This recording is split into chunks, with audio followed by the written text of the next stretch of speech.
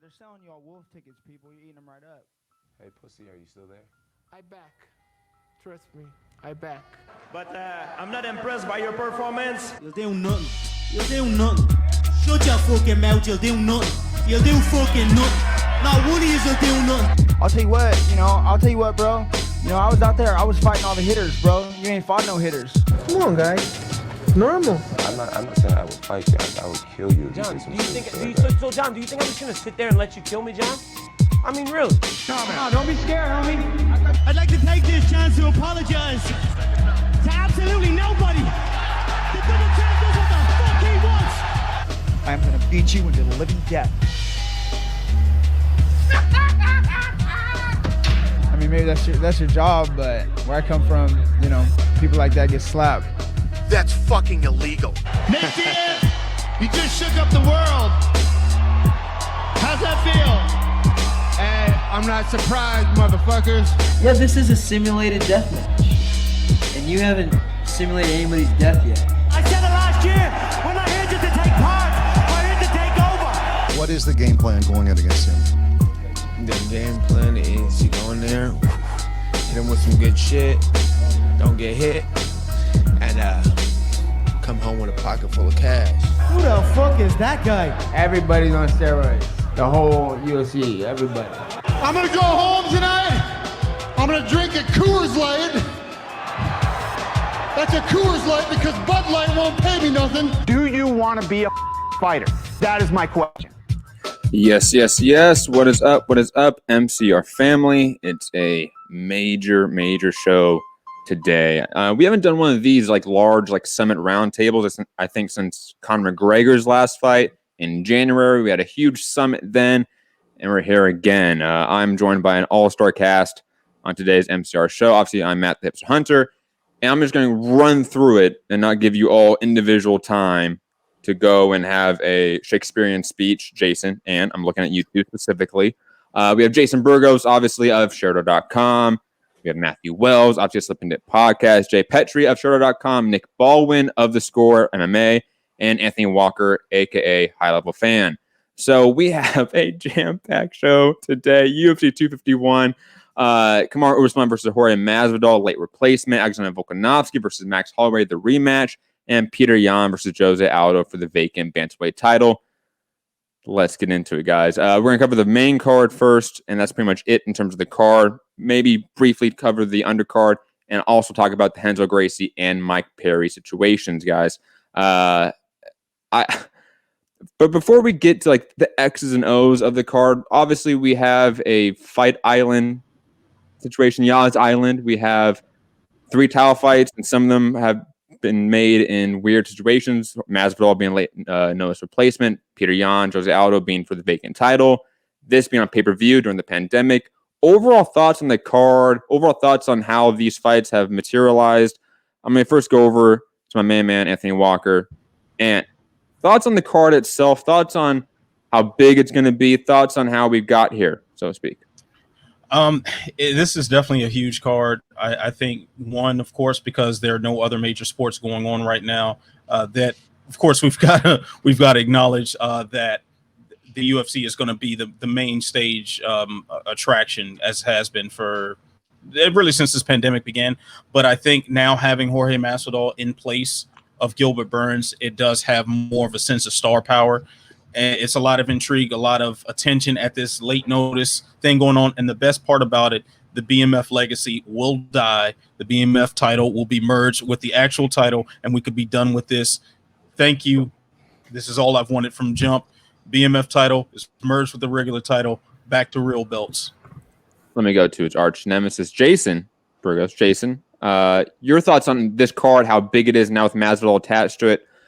Any brief thoughts on, obviously, the Peter Yan, Jose Aldo, that fight happening now for the vacant title. Your thoughts on this Fight Island event?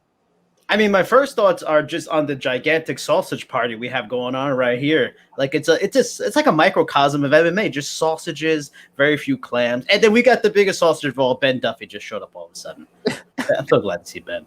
But anyway, yeah.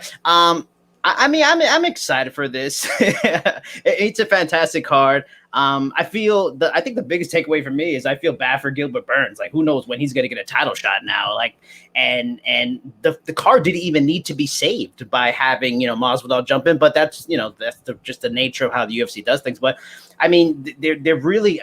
I can't think of a more stacked card. Like maybe the only other card I was maybe more excited for was when it was Holloway, Poirier, and Gastelum Adesanya. And if we can get maybe 2 out of these 3 matches to be as good and as sick as those 2 were, then I'll be more than happy. But honestly, I'm excited for Rose Namajunas to come back. Like, her versus Andrade is a fascinating fight. I want to see if she can get vindication for pretty much completing what she was already doing the first fight, and then Paige Van Zandt and Rebus is a fascinating fight, especially with the betting lines on that. That's a real interesting fight. Yeah, there's a lot to dissect with X's and O's, and I cannot wait to have that discussion with all of you. Let's go to Mr. Matthew Wells. Matt, your thoughts on this card? And again, Yaz Island, we're here. Are you excited? Do you think that there's a palpable sense in the atmosphere in the community that this event's here and we're all hyped for it, or are there other things involved that may make that hype not as prevalent? First of all, can we stop calling it an island? I mean, just because somebody dug a little ditch around some land completely around it doesn't make it an island, all right? But to answer your question, yes, this is an amazing card, man. I for one, like, if Usman wasn't on the card, I would have been perfectly fine with this card as it is. But I'm more excited because we're getting the title fight that should have been the title fight in the first place. You know what I mean? Like, we shouldn't have gotten Burns versus Usman at all at this point. It should have been Masvidal from the jump. Just because the UFC struggled with their negotiations with Masvidal, whatever have you, we end up here anyways. So I'm happy we're getting the real title fight, the real one that everybody wanted to see. But to Burgo's point, I mean, who knows when Burns will get a shot? I think he'll get a shot soon, but I'm glad with this lineup. I'm happy with it. I think anybody who's looking for something to watch should definitely tune into this because it's gonna be pretty good, at least on paper, with all the names in the matchups. Let's go to our man with the numbers, Jay Petrie. I assume you have a number here for the card of some sort to give us. I do. It's not a number. It's a stat. It's a figure that I've been waiting to unveil and bring it out to the world because it's actually a big deal. So this event, UFC 251, which has Kamaru Usman defending the welterweight title against BMF title for whatever that's worth, Jorge Masvidal. But there is a third belt on the line. Kamaru Usman is also the lineal Fight Master champion. Remember when Bellator did that weird little ultimate fighter kind of thing where Joe Riggs won the season? He beat Mike Bronzoulis, and it kind of wobbled around a little while. Ben Saunders, Pat Cote. And then it made its way to the UFC with Cowboy Cerrone and went back and forth. So Usman is the Fight Master champion right now. So the Fight Master and BMF championships that mean absolutely nothing are about to be unified, and I can't wait. I'm so happy you brought that up. Never forget Fight Master. That was a great show. Let's go to the legend himself, Nick Baldwin. Nick, your thoughts on the event itself and the Fight Peninsula, as Matt would want us to call it. Well, I can't really follow up what Jay said, but just to echo what everybody else said, stack card, can't wait for it. Fight Island is a sham, though. It's not an island, as Matt said. I don't know why we keep rolling with this Fight Island thing. We're just helping push the UFC's marketing machine. That's okay, whatever. The fights are great, though. I'm way more excited now that Jorge Masvidal is on the card. The one unfortunate part about this fight, though, is that we've had a week to mentally get ready for this fight.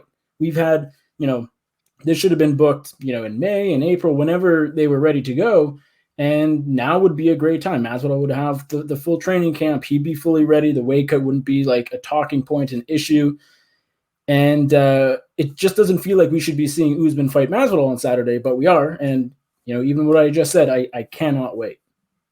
Let's go to the guy who showed up late. He thought it was McGregor over here, the star of the show, Mr. Ben Duffy of Sherdog.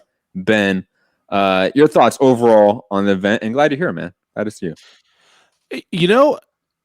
This is not the first time we've seen the UFC go to strange lengths to kind of make sure its biggest or its purportedly biggest cards are completely over the top. We're exactly 4 years to the day from UFC 200. In fact, think of the things that they did to that card. I mean, first they booked the biggest fight they possibly could. Diaz versus McGregor 2. McGregor played chicken with him. They didn't blink. They pulled him from the card. They bumped him to a month later. They dropped in Jones versus Cormier 2. Jones got pulled out 3 days ahead. Luckily, they had Brock Lesnar on deck because they'd made a deal with him about 4 weeks before. They had gotten exemption from his USADA testing window. They'd gotten him a leave of absence from WWE. He showed up on the scale looking in rare physical form, better than he had looked in his last MMA fights 5 years before. Like, they knew he was going to pee hot. They put him on the card anyway, just to ensure that this card, the last card of the pre-WME IMG era, was as big a blockbuster as possible. And then they threw Anderson Silva on the card to give Daniel Cormier something to do like 48 hours beforehand. There was no need. The card was already a blockbuster, but they were like, we are not going to leave a single seat or pay-per-view unbought. If there are 9 people out there that really want to see Anderson Silva, do like, a lockdown guard on Daniel Cormier for 3 rounds, we're going to service those people. Is it any surprise that they're willing to call a peninsula an island to get some money out of it? Fuck no. I'm excited for the card. Thanks for waiting for me.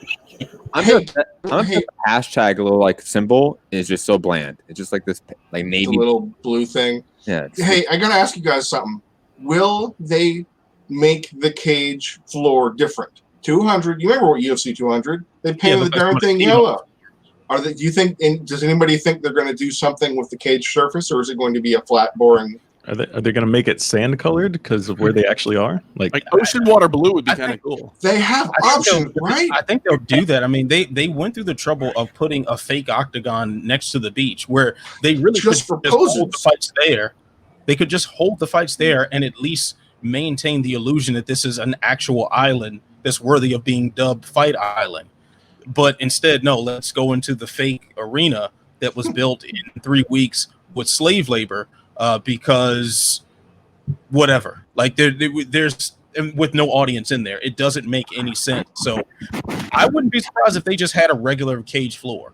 And I've talked about the cage floor thing before, as far as, giving nods to Strike Force and Pride and everything when they go to certain locales and they pass up on these opportunities. They'll probably pass up on this one too. And that yellow floor at UFC 200 looked horrible, by the way. Yes, it did. Yes, I disagree. I like that. I like the one in Colorado. I like that one for the throwback to UFC 1. That was good. Yeah, that was dope. That was dope. 1 out of 7 media members polled thought the yellow floor didn't suck. Put that on MMADecisions.com. All right, guys. Let's get to the X's and O's of the card because we have to. Let's start, obviously, with the main card opener, Paige Van Zandt fighting Amanda Ribas. Paige Van Zandt coming off of a long layoff and a win against Rachel Ostovich. Amanda Ribas she's been looking great. 4-5 winning streak, wins against Mackenzie Dern and Ronda Marcos. I'm going to go to Jason here first because I've seen you on the timeline hyping up Amanda Ribas, hyping up this fight in general. So I want your thoughts on the X's and O's of how can Paige Van Zandt sort of hurdle those X factors of the injuries, the layoff, and beat a cagey Amanda Ribas, who's probably technically superior than she is. Before I do that, I have to just make the point. Why is Anthony the only guy that has 2 names in his name tab? Like, Anthony, are you saying people are so stupid they can't figure out at Anthony Walker's real name? That's not dude, Jason. I was thinking the same thing. How dare you? I said it like that. I said it like that a while ago, and I just forgot to change it. Just for that, Captain Credential, now Petty Officer Credential. Right, please continue talking about the fight. I knew it was coming. I felt it was demoted for that one. Now back to Ribas and Paige Van Zandt. I honestly, I think the betting lines and the numbers are really fair. I don't really see how Paige has much of a chance. I mean, not to say anything about Paige. She's not skilled. She is skilled, but Ribas is showing a level of talent that, you know, this could be a contender one day. Like this, she has that kind of talent. She's that good. And I think in a way, Paige has already set herself up in terms of, everybody knows this is her last fight before her contract. Chances are she's probably leaving. Though I don't think it's completely impossible that she stays. If she wins, maybe the UFC understands the value and does hand her out a bigger payday. But she's already said in interviews, if I, you know, win or lose, you know, this doesn't affect my value. I'm like Paige Van Zandt beyond this. So I think she even knows the possibility. This is a tough hill to try to climb. And you know, it's just simple as that. I just think Ribas is a far better fighter, and the fact that the lines are what they is, I think the odds makers are getting that. The sport is getting that. Finally, the world is realizing behind that crazy, weird, jokerish, odd laugh is a bad motherfucker, and she's a bad motherfucker, and I expect her to probably do some serious damage to Paige Van Zandt on Saturday. Mr. Wells, your thoughts on the matchup? Yeah, I would like to echo a lot of that, and I'm just here for the Amanda Ribas post-fight celebration. Yeah, the high-pitched, overly enthusiastic Amanda Ribas whenever she wins. Her interviews are damn near unlistenable on every level, but I can feel her passion, and I'm excited for her, and I want to see her succeed because she's going to be in the UFC regardless. Like you're saying, Paige Van Zandt's probably out the door for a number of reasons. Right? Not saying that she can't compete at this level, but I think she has her focus in other areas, other promotions maybe as well, that, you know, she's looking to do different things with her life at this point. You know, she's out there complaining about pay as well. She's on that train, and we know how that usually translates when it comes to negotiations with the UFC. So with that being said, I think Ribas gets it done. I think it's going to be an exciting fight because Paige doesn't go out like a punk. She's going to put up a damn good fight. She very well could win as well, but I'm riding with Ribas on this one, and I'm here for all the excitement. Mr. Petrie, your thoughts on the matchup? You know, I don't want to say I have to laugh because that sounds mean, but there's no secret that Paige Van Zandt is out the door. She's going to Bellator to be with her husband. It's, you know, the ink's probably going to dry as soon as she wins or loses her fight, which is really unfortunate for her because she's lamenting fighter pay and she'll be going to Bellator. Now, maybe Bellator can offer her some kind of lucrative sponsorship deal. Yeah, so I don't know. There aren't a lot of options there, but Bellator has that alternative, I suppose. And the level of competition is such that she'll be able to, you know, record wins in regular fashion. This is no disrespect, but merely a statistical look at Paige's opponents. She has one win over a fighter that has a record currently over 500 in the UFC. Rachel Ostovich, Beck Rawlings, Alex Chambers, Callum Curran, all 500 or worse. Felice Herrick's the only one that is, I think she's like 12-8 right now. So the level of competition for Paige, you know, Jesse Jess and Watterson, you know, they're better fighters, are going to do what they're going to do. Amanda Ribas is going to do that. I picture a submission. I think that the way to get it done is that he will also get the fight down fairly easily and scramble, rear naked choke. I can't see a lot of an upset here, which, you know, sometimes we see crazy odds. Like right now, Ribas is minus 750. Earlier this week, she was minus 900, which is crazy. You don't see that often in any fight, male or female. Like, you have to be a Valentina Shevchenko or Macy Barber over Roxy Modafferi, but I digress. That's a huge, huge line. And even with that, a 525 flyer and Paige Van Zandt, I'd be better off buying a lottery ticket. Yeah, I feel like we're going to hit a consensus here unless one of the other three gentlemen picks otherwise. Nick, your thoughts on the matchup? Well, it's, yeah, I mean, Amanda Ribas is what, minus 700, minus 750, and that seems a little high to me, but at the same time, am I going to take a bet on Van Zandt at plus 500? No. Like, I just don't see a path to victory for her. Although I will say I don't think it's as clear cut that this will be her last fight, win or lose, because I think if she goes out there and pulls off the upset, that's a huge win. Amanda Ribas is being looked at as, you know, a potential contender at 125. And so if Paige Van Zandt sort of turns back the clock, so to speak, and beats that fighter, she could get thrown back into the spotlight. Now, whether she wants to continue fighting on a regular basis, it's tough to say. Probably not. But in the UFC's eyes, if she gets back on track, that, she's still a marketable fighter. She still, can. Now, as of right now, can she be a contender? Probably not. But if she wins, maybe that changes. So if she loses, I definitely think she's going to go into Bellator. It makes sense with Austin there. But if she wins, maybe not quite yet. Mr. Walker, your thoughts? I think this is classic UFC style to take a fighter who is trying to test free agency and leading them to the executioner. Exactly. Leading them right to the gallows is what the vibe I get of this. This is like the worst style matchup that you can possibly pair for Van Zandt right now. And no shock that this is going to be right as her contract comes to an end. I'm just shocked that this is actually on the main card, because typically they like to bury these fights on the prelims when they do that to somebody. I'm not nearly as optimistic as Nick is about Van Zandt sticking around in the UFC. I think I'm more with Jay on this one. I think it's a done deal. I think she's going to lead the promotion. And one key factor, she is someone who garners money outside of the fights. If she can make more money on Instagram than she does for her fights, then she can make a lot of money from any logo on her trunks.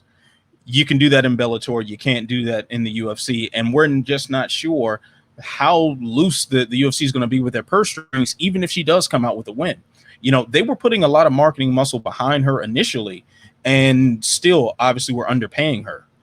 So I don't see them suddenly deciding, okay, we're going to break the bank for you now, especially knowing what her competitive ceiling is. It just doesn't make sense. So she's going to Bellator, win or lose. But that being said, she's going to lose pretty bad, in my opinion. Before I go to Ben, I just want to make a quick point. If Jorge Masvidal bent the knee, so to speak, and is now taking a fight, and I'm presuming he's not making significantly more, Paige Van Zandt, all these other fighters that have been really fighting the UFC are fighting an uphill battle completely right now because they're just not organizing. Ben, your thoughts on this matchup? In another preview that I was privileged to be part of this week, somebody threw out the idea that Paige Van Zandt, her skills have declined, or she's become a worse fighter during her UFC tenure.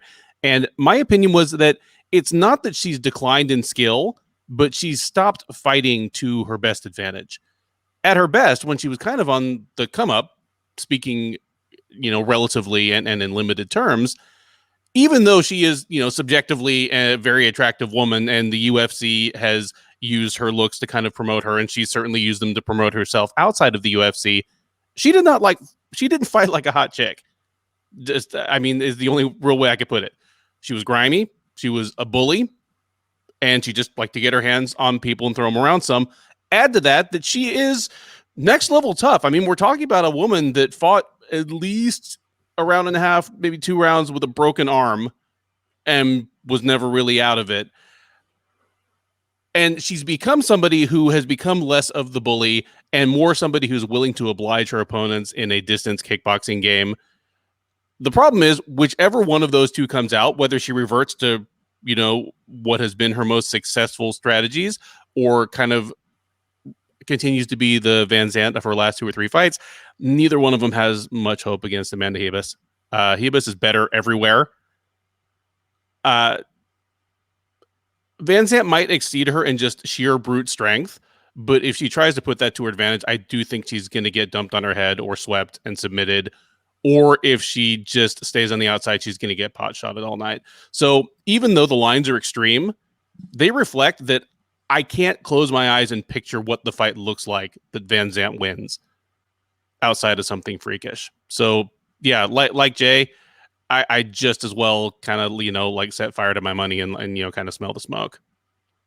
Yeah, watching a lot of tape of Ribas, she is so strong and dominant and technical in the clinch. And as you said, that was Paige Van Zandt's wheelhouse, was getting you in the clinch and bullying you in that realm. And I don't see her doing that against Ribas. I don't see her being able to outmuscle her there, being able to be dirty on the inside with knees and elbows. Ribas is better than her in that category now.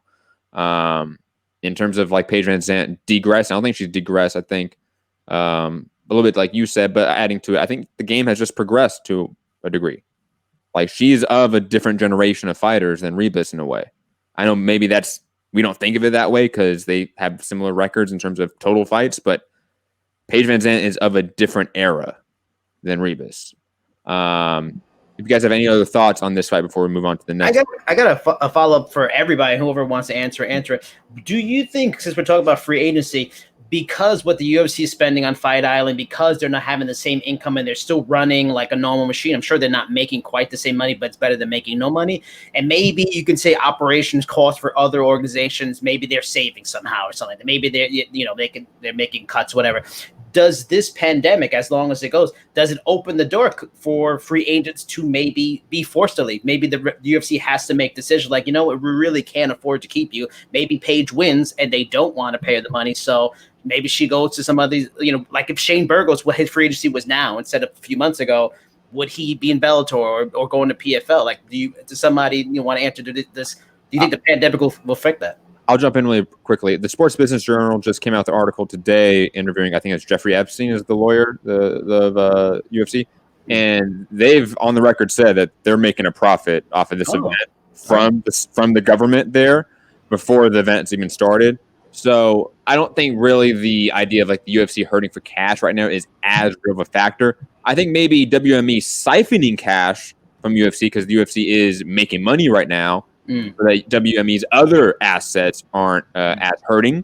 I think that's a real factor. I think Hollywood Reporter came out with an article maybe a month ago about that.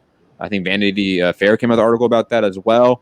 So that is a possible factor here in terms of maybe the UFC is not being in a position to negotiate strongly with these fighters. But I also think that some of these fighters have leverage, absolutely, but they are not applying it correctly. Jorge Masvidal is on this card. Do we think he's getting $5 million disclosed purse for this? I don't think that. I don't think he's going to get paid like he should in terms of being a pay-per-view star that he is. He brought in, over $14-15 million at the gate alone for his last fight with Nate Diaz. He should be getting paid a lot for this fight. I still don't think we're going to get a situation where those fighters really organize and have solidarity to use their leverage properly against the UFC here. The UFC says a lot of leverage, a lot of cash in the bank. I don't think that is as much of an issue here. But in terms of Paige Van Zandt, she might just want to leave because she just wants to leave, period. That might be a real issue. I mean, it's kind of a twofold thing. Paige Van Zandt is in a unique situation because she has her spouse that fights in another organization. And there's no doubt in my mind Bellator would use that. They'd put them on the same cards together. They'd go, the first husband and wife team on Bellator fighting champion. You can hear it. You can hear the ads. They're going to jam it down our skulls, and that's it. They're going to hammer that. And it's okay because it's a marketing ploy. I think Paige is in a better situation than most because she lives in the United States. I think that fighters, if they're worried about leaving the organization, it's the international fighters that can't quite get into the U.S. because travel is an issue. I mean, the UFC has been pretty clear to say these 4 events in Fight Island are for the international fighters, and then the rest are going to go in the Apex because Dana has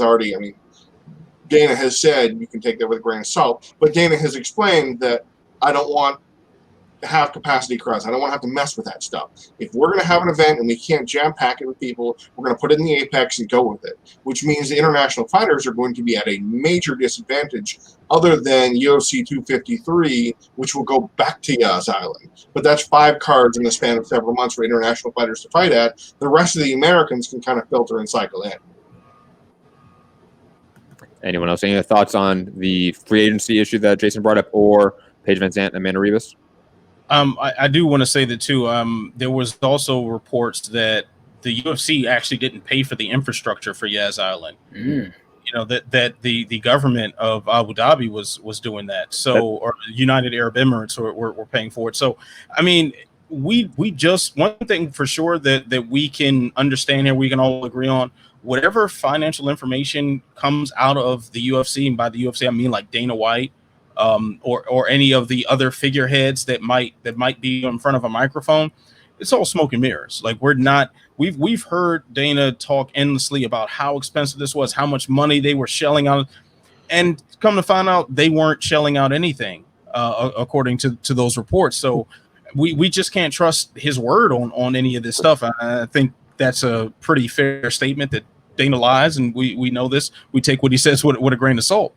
Now, Paige Van Zandt is just in a unique spot because she has a stream of income outside of fighting that she says makes more than fighting. So she can command, and that's assuming other promotions start up and running on a regular basis. I know Bellator is supposed to be coming back later this month. She is the one of those unique people. Like Shane Burgos can't go to Bellator and command top dollar necessarily, and have top dollar sponsorships on his trunks. Paige Van Zandt can. So unless the UFC is willing to open the bag, which I seriously doubt, because they're going to be crying broke about the infrastructure that they didn't pay for, and WME is siphoning money from them. So there's so much smoke and mirrors there. It would be easier for her to just go to Bellator. They'll push her. She'll have easier fights. She doesn't even have to take more than 2 fights in order to make whatever she would have made in the UFC.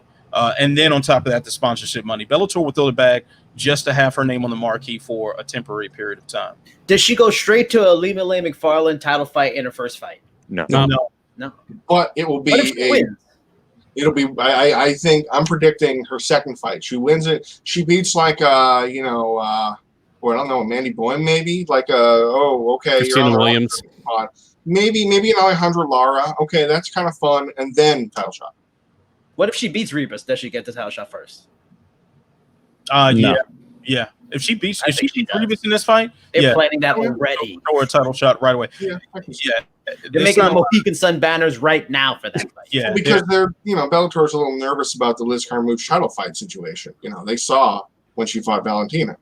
I guarantee you, on the first scramble, Scott Coker is going to be drooling during this fight. If PVZ takes one slight advantage in any scramble, Scott Coker is going to be a happy man, and that title shot is coming. So, she's going to be set regardless of how this fight wins.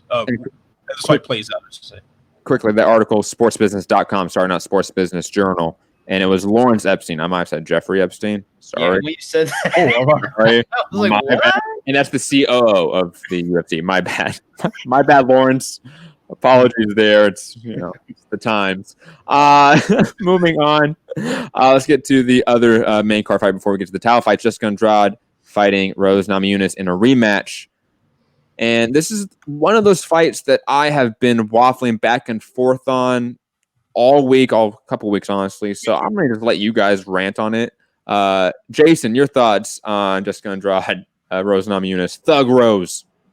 I really do feel like it's just going to be a continuation of the fight. Not because, Andrade could have grown, she could have evolved, but she is coming off a loss with just a bad game plan and just running into Weili strikes and just not looking very impressive after a fight where she was against Namajunas and also not looking very impressive. She can evolve, but I feel like we know the fighter she is, and it's a very good fighter, but against certain elite level talent, which I feel Namajunas is, she is still going to always have problems. She had a problem with Joanna too, that be able to move around, good striker, good footwork. This is the same kind of thing. And the fact that we've already seen that Rose can do it, knows what not to do. Is Andrade going to change all of a sudden? Maybe she instituted more of a wrestling game plan, and maybe that's her avenue to victory.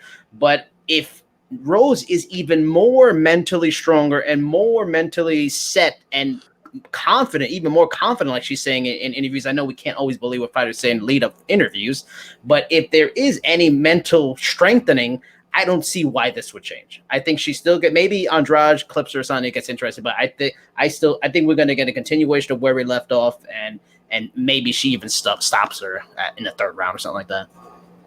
Matt Wells, your thoughts?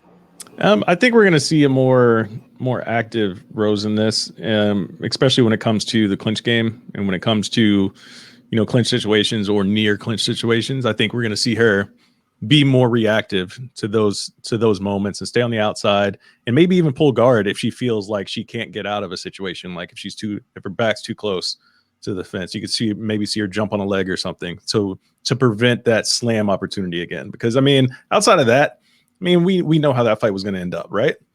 And I feel that's going to be the same case this time around as well. Rose just, she's so slick on her feet, and she's gotten better and better every time we see her out there. Again, not getting slammed on her head. Outside of that, I think she has more than enough tools in the bag to get the job done, and basically take a lot of notes from what Wei Li did. Jay Petrie, your thoughts? What I found interesting about the first fight is that, when you see a fighter trying to set up the big right hand, like Dan Henderson's trying to time the H bomb or get something set up, and they're really close and they don't quite get it, but it's getting closer, and you go, ooh, they're going to get him with that. When Andrade slammed her, it wasn't the first time she tried. It wasn't, I don't think, even the second time she tried. The first round, I think the only reason that Rose got out of it, I thought she had like a Kamaru to sweep her way out of it pretty much. So Andrade was looking for this. This wasn't this was a fluke per se, as she was clearly attempting to slam her on her face. Like this was all intentional. But I also see Rose playing the game of, I do not want, no matter what happens, I swear on my life, I will not let that happen again. So much so that she might be a little gun shy, or she might be overreactive. Like I think back to when Anderson Silva fought Chael Sonnen the first time, and and Chael was going after him, and Silva grabbed hold of him, and Chael monkey rolled away to be like, I got to get out of here. And he did the somersault to get out of harm's way because he was so afraid, what's Silva going to do to me? I think a Rose that's sharp, a Rose that stays away from the crazy blitzes should be fine. And she should cruise to a 3-round decision. It's not a 5-round fight, which I think will play to her advantage. I think she can – I don't think she's going to finish Andrade, but I think as long as Rose doesn't have, panic flashbacks to getting smashed in her face, she should be able to stay composed and get there. But, when you call into question a fighter's mental state and wonder if they have one foot out the door, they do. Rashad Evans spoke of that very often when he was talking about retiring, when he moved down to middleweight and went, I'm not sure I'm going to do this. And it didn't work well for him because he was already thinking about the next step. And he got beat by, Dan Kelly. So, a sharp Rose can get this done, and then we'll see a Wei Li Zhang fight, and that's going to be fun. But don't be surprised if Andrade tries to powerbomb her again, guys. A rose with its thorns? Nick? I'm not going to.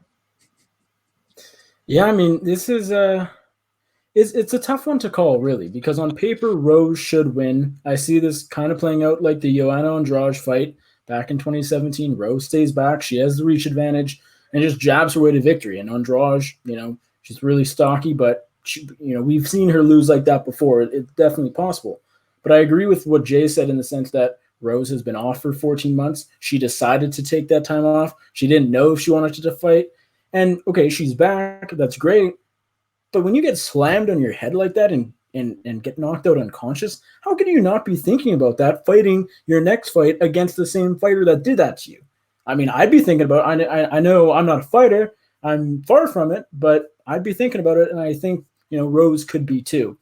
On paper, Rose should win, but we can't forget that Andrade, she's a good fighter. She looked terrible against Zhang Weili for the 42 seconds. When she beat Rose, that wasn't the best performance. Some people think it was as much of a fluke, but she dominated, or she destroyed Karolina Kowalkiewicz. She had great performances against Tisha Torres, Claudia Gadelha. When she doesn't sort of just crap the bed like she did against Zhang, she's a really, really talented fighter, and she has a ton of power for this division. So I'm kind of surprised Rose is as big of a favorite as she is. I think she wins on paper, but like we saw last year, this time in May, on paper does not mean what happens in the fight. So I go with Rose, but don't be surprised, like Jay said, if Andrade pulls it off in a weird fashion again. And I'm going to side with Rose on this one. I mean, their first fight, it was such a clinic to start with. I mean, Rose dominated every shape of form of that until the slam. I think really her main thing is just avoiding that position.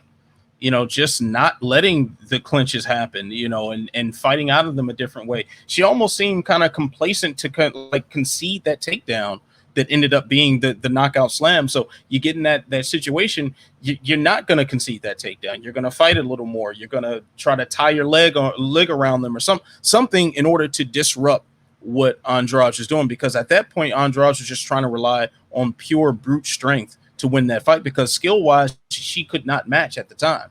I say that I think that Rose also, when we question her mental state, I mean, she's also been someone who's been incredibly honest, and we haven't really seen her, play the game to say, oh, this is the best training camp of my life, or oh, I'm the best shape ever. She's never played that game. She's always just said exactly what she felt at that moment. If she's saying that she is revitalized and she's mentally there and she's ready to fight, she's ready to fight. She'd be the last person, I think, on the roster that would tell you otherwise if that wasn't the case. So I take her at her word. She's ready.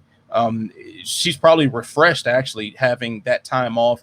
I know she had some lingering injuries, one of which stemmed from the slam itself. So those injury woes are healed up and her mind is there. I think she has a dominant decision over Andrade, the way that it would have been in their original meeting had it not been for the slam. Benjamin Duffy, your thoughts? I can't do much but echo what everybody's said already. I think the line here and the general consensus among the panel so far reflects belief that Rose Namajunas is going to be there, fully present mentally and as physically prepared as she appears to be, and she and her camp are saying she is.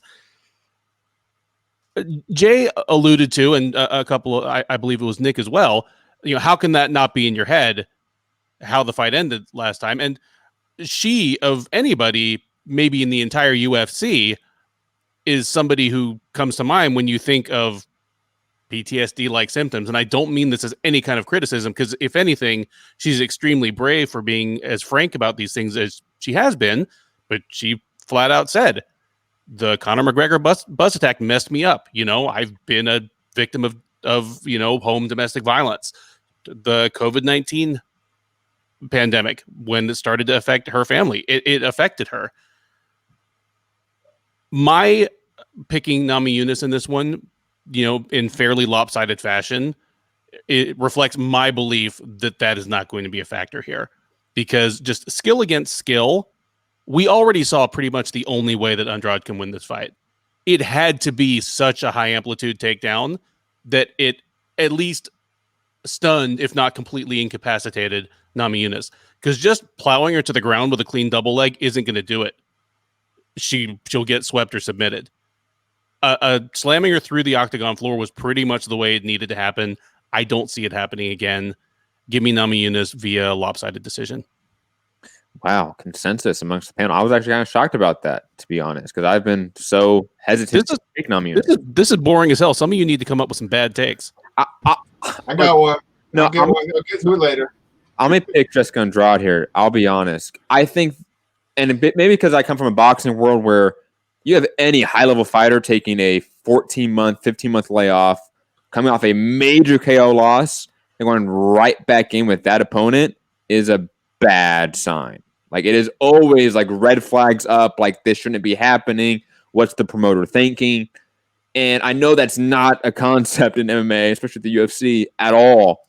But I can't help have that mentality here where if I was in Namajunas' corner, if I was in her team, this would be the last fight I would ask for, would be the woman that just knocked you out in the last fight 14 months ago.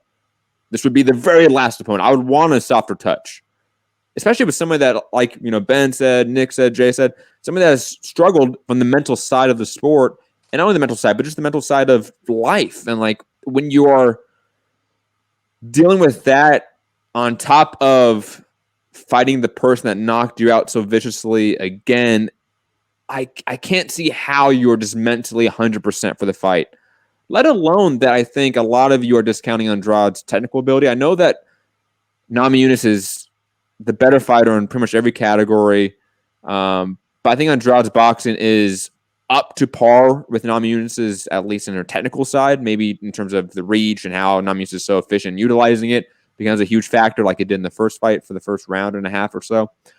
But I just see Andrade being able to press and frustrate Namajunas and getting a finish within 2 rounds. I can see that happening. So I'm going to be the lone guy out here and pick Andrade. I'll be honest. When I said we needed a bad take, I didn't mean immediately. Okay. You could have snuck it in later. I'm sorry, man. For that. I'm sorry. I'm curious of something about Andrade, and I'm also curious to see what you guys might think. So when Andrade, she originally fought at bantamweight. Remember, she lost to Raquel Pennington. She lost to Belgian Murray Renault. Some not great losses, and so she dropped down to strawweight because that's what she had to do, and she cut down 20 pounds to get there because that was the only way to get anything going. Kind of like Bellator skips a division from flyweight to featherweight. Would Andrade fare better at 125? No, because her strength in a division, but because her strength is I would argue her biggest feature. I mean, I think it was Rogan once upon a time who said she's kind of like a female Vanderlei Silva, just because you're just kind of that berserker. I wonder if somebody's slick and sharp, like Rose, like Joanna. Zhang hurt her, but other than that, can keep their distance and not get hurt. Whereas 125, she would immediately be top 5. She get a title shot because Cynthia Calvillo is number 2 already. Andrade, they probably just give her a title shot. What you want? Oh, you going to flyweight title shot? There you go, Andrade. Oh, you held the belt? Okay, yeah, you can fight for the You want to gain weight? Title shot, bound to you. Yeah, it'll be a thing where it's just because there's no one else, and maybe that makes flyweight more attractive to her. But then you have to factor in that she's going to suffer from the same things that plagued her at 135 to a lesser extent, of course. Like she's always going to be the shortest one. She's going to have the reach disadvantage most of the time. So she's going to have some of the same problems that drove her out of bantamweight in the first place. So, she can at least get that title shot, I guess, if she goes up there and maybe gets one win. But then she's fighting Shevchenko, so like what? Yeah, that's a whole. I think that's a really fun fight, personally. It would be fun. Like, look, if I'm Andrade and I lose this fight, I probably go to 125 because you can collect a win or two, and get a title shot, right, and get a big payday. But I don't think she's gonna collect a title really. Like we've said, like the Namajunas fight was largely not a fluke, but it was one that Namajunas should not have lost because she is the better fighter on paper. So Andrade, I don't think she ever collects a belt again unless it's via flash knockout, like she knows from her freak power, from her strength. Any other thoughts, guys, on this fight? All right, let's move on to the vacant bantamweight title that I know has all of us hyped and not divisive at all about who should have got the title shot. Not at all. Peter Yan fighting Jose Aldo. Jason, your thoughts on this vacant title fight, and thoughts obviously as well as should this be the fight for the belt? I have complete reservations on both men being worthy of a title shot in this fight. It really could have went to, Marlon Moraes is funny how he's just been, it's like he doesn't exist anymore for some reason, even though he won the fight. We all know about Aljamain Sterling and, all these possibilities. But the fascinating thing is, it's still a fun fight on paper, so I will be looking forward to it. And it's also the fight that, I guess you want to say for the main card, like the upset special pick for me in terms of I actually do feel Jose Aldo will win this fight. And I was talking about it on Back Talk this week, and I was talking with Cody Stamen about it. He feels the same. And he's a guy in the division. He's fought some of the better fights. But I want to bring up this point in terms of if anybody wonders about Jose Aldo, and I tweeted about it too. Jose Aldo's 33. He's been in the sport 16 years. He's got 34 fights on his record. So you're like, oh man, that seems like a sign that the wear on the tires. And looking at it now, he's 3-5 since beating Chad Mendes. You're like, 3-5. He's 3. Oh yeah, he's on the decline. But look at this 3-5. It's a Conor loss, bad loss, understandable, but it's Conor McGregor. Frankie Edgar, he beats. He loses to Max Holloway twice. Again, Max Holloway. These are two of the best featherweights maybe ever. Jeremy Stevens, he beats. He stops Jeremy Stevens' body shot. We all remember. He beats Moicano when Moicano was on fire. Then he loses to Volkanovski, the current champion, and then he loses to Marlon Moraes in a fight a lot of people thought maybe he did win. Who's maybe the guy should be, so that's like the best 3 and 5 you can think of going into a fight. Like, this is as legit as a losing record as there is. This guy's still very, very good. And I had my doubts about him going down to bantamweight. He looked good. He went in there with arguably one of the best strikers outside of a clean TJ Dillashaw in the division and almost won the fight and looked very good. And Peter Yan is not a guy who's unhittable. Go back to that Jimmy Rivera fight. Jimmy Rivera was like winning every round. He gets clipped, loses the round. It almost happened in every single round. Yan clipped him, knocked him down. He recovered, but he lost the fight. So Jimmy Rivera can get to him. Damn, if Aldo's at all motivated, he can certainly get to Peter Yan. And I can see Peter Yan being a guy who's like, oh, Aldo's over the hill, underestimating him. And that's why I'm picking Aldo to win this fight. Mr. Wells, your thoughts? I mean, to your initial point about this not being the right guys for the title fight, I mean, I 100% agree. I said, Sterling versus Sandhagen should have been for the vacant belt. Yeah. Because both guys are ranked higher than these two gentlemen here that are fighting this weekend. But that's neither here nor there. We're here. And I don't know who to take. I don't know. I'm really on the fence about this one because there's so many variables at play. Like, I think Peter Yan definitely can get it done. I think Jose Aldo can get it done. But I don't know if Yan is ready for that spotlight. I don't know how many of you guys can agree with that or disagree with that, but we obviously know Aldo's been there. One of the best to ever do it. I don't know how much tread he has left on the tire though. What happens if he wins this? Who does he fight when he wins? Is he going to go up against Moraes again? Are they going to run that back immediately? Is it going to be another close fight that he loses a split decision on? Who knows what happens after this? I just liked other matchups, but again, we're here. And I don't know. I can't call this one. This is the only fight on the whole card where it's like, I don't know what's happening. I'm going to watch. I'm going to be entertained. I'm sure it's going to be a great fight. Both are great fighters. We shouldn't be here though. That's my take on it. And I don't know what to make of this one, man. I can't pick a winner. I can't pick a loser. I don't know. And that's very rare for me. I mean, I'm usually like, all right, I can pick a side and be confident in it. But this one, I don't know. I will say this. If Aldo shows up and uses leg kicks, I'll lean towards him. If he starts using leg kicks in round 1 and 2, okay, I'm going Aldo. We haven't seen that since like the Korean Zombie fight, not right? Exactly. That's my point. That's my point, though. But we know he's got it in the bag. Is he going to pull it out?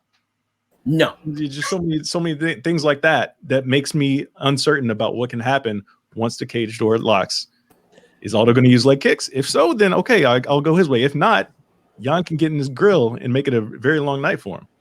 Can I make one quick point? And I agree with you 1,000%. But how many times have all of us and all fans said, if Jose Aldo uses his leg kicks in this fight, and it's like 5 years now. So.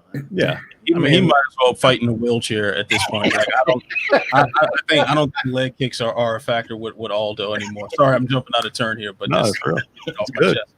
I think you guys are discounting how good Aldo looked. To sort of Jason's point as well, like that 3-5 record is quite deceiving because even the Volkanovski fight, I think, is slightly controversial. Not as much as the Moraes fight, but both of them were very tepid decisions and fights, and not a lot of clean action happened, but it was highly technical.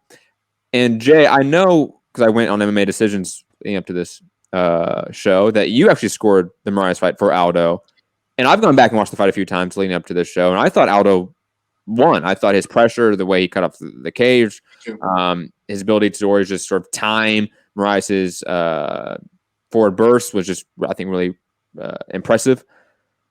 Your thoughts on Aldo in this fight and how he could maybe win this? Because I'm assuming you're going to pick Aldo in this matchup, Jay, because you picked him to beat Moraes.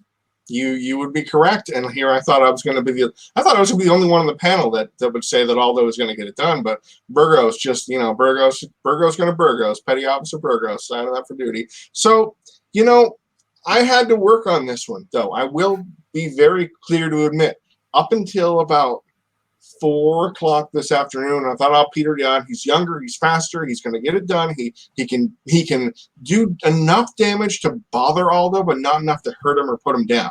You know, that was kind of how I thought I'd go into it. He's going to press Aldo and get him there. And then I started remembering, okay, this is Jose Aldo. We're never going to see WEC Jose Aldo. We gotta move on from it. You know, we gotta think, you know, his leg kick game isn't going to be there to speak of. I think he landed 3 or 4 against Marias and still almost won that fight, which means it's kind of more of a head hunting Aldo than he used to be, which is really a shame. You hate when fighters that have a very kind of attack just go to load up on shots. But I mean, Wells put it very well that the way that Aldo approached that fight with Marias was it almost seemed different. It almost seemed like a return to form of sorts. And I think the main reason why I'm going in favor of Aldo is because I saw him this week, not face to face, but I saw him, and he said to media I think it was 2 days ago, he was 141 already. So the tough weight cut is behind him. He isn't going to be Skeletor like he usually is. He's dialed in and ready. He doesn't look like he's going to fall over like poor Aspen Ladd. No, I think that condition is going to help him. I'm still not sold on Peter Yan, to be completely honest, because his best win is either Uriah Faber, who is 40, or Jimmy Rivera, who beat Faber before Faber retired for a little while, and nobody looks good against Jimmy Rivera. I mean, he's a grinder. He's gonna go to the distance with you. Win or lose, it's gonna be a mess. It's one of those tough guys to look good against. See also John Dodson, who he fought the time before, and I thought Dodson was starting to come back in the end of the fight. This is such a better fighter than any of those guys, with all respect to them. Jose Aldo, just compared to Faber, compared to Rivera, Dawson, etc. Aldo's here, man. And it might be a fool's errand to go back and think, oh, if Aldo's going to do something. But I think Aldo can do it. I think he can win it. He can win it as Peter Yan isn't ready for a 5-round fight, and Aldo has a lot of them in the bank. Yeah, you guys are trying to make me giggle. I know. I see. Yeah, I'll be honest, Jay. I'm right there with you, man. On like every single point. I think Jose Aldo is going to come in here and show that he's just a different level. And Peter Yan has been beating up old guys and Jimmy Rivera. Like, cool. Nick, your thoughts on the matchup? I'm really, really surprised. 3 for 3 on Jose Aldo. I did not expect that. I thought I was going to come in here with a hot take saying, "Make it 4 for 4, Nick. Make it 4 for 4." No, I can't. I'm sorry, but the streak is over. The Aldo streak ends here.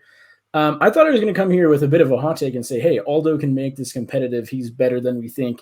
He had a close fight with Maurice, arguably won. Maurice is number 1 in the division, yada, yada, yada. But I do think this could be a competitive fight, but I'm sold on Peter Yan. I'm all in on No Mercy. I think regardless of who he's fought, I get it. Faber is 40. I get it. Jimmy Rivera maybe hasn't lived up to the hype in recent years. John Dodson's still hanging around, but not by a ton.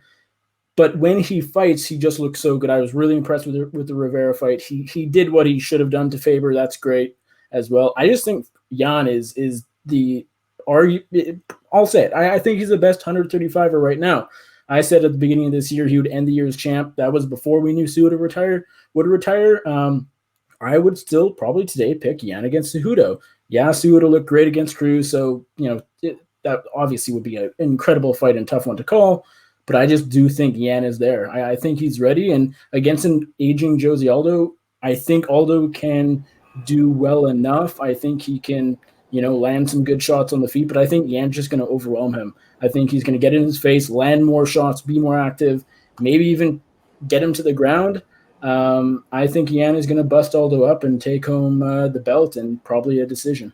Can we say that Nick clearly has a type? We got Andrade, we got Yan. I guess you like fighters that are like often I picked Rose. I did not pick Andrade. Same haircut. That's what he likes. Fighters that have his haircut. That's what you have a type, Nick. I like that. I like that. But I did not pick Andrade. Let's make that clear. Oh, you made a case all right. I did. Well, if you pick Andrade or Namajunas, it's still your haircut. So, that's fair enough. Fair enough. Your thoughts? All right. So I was just a couple days ago did the Walkout Network show Unleashed with Ben and Jay as we do every week, where I picked Peter Yan.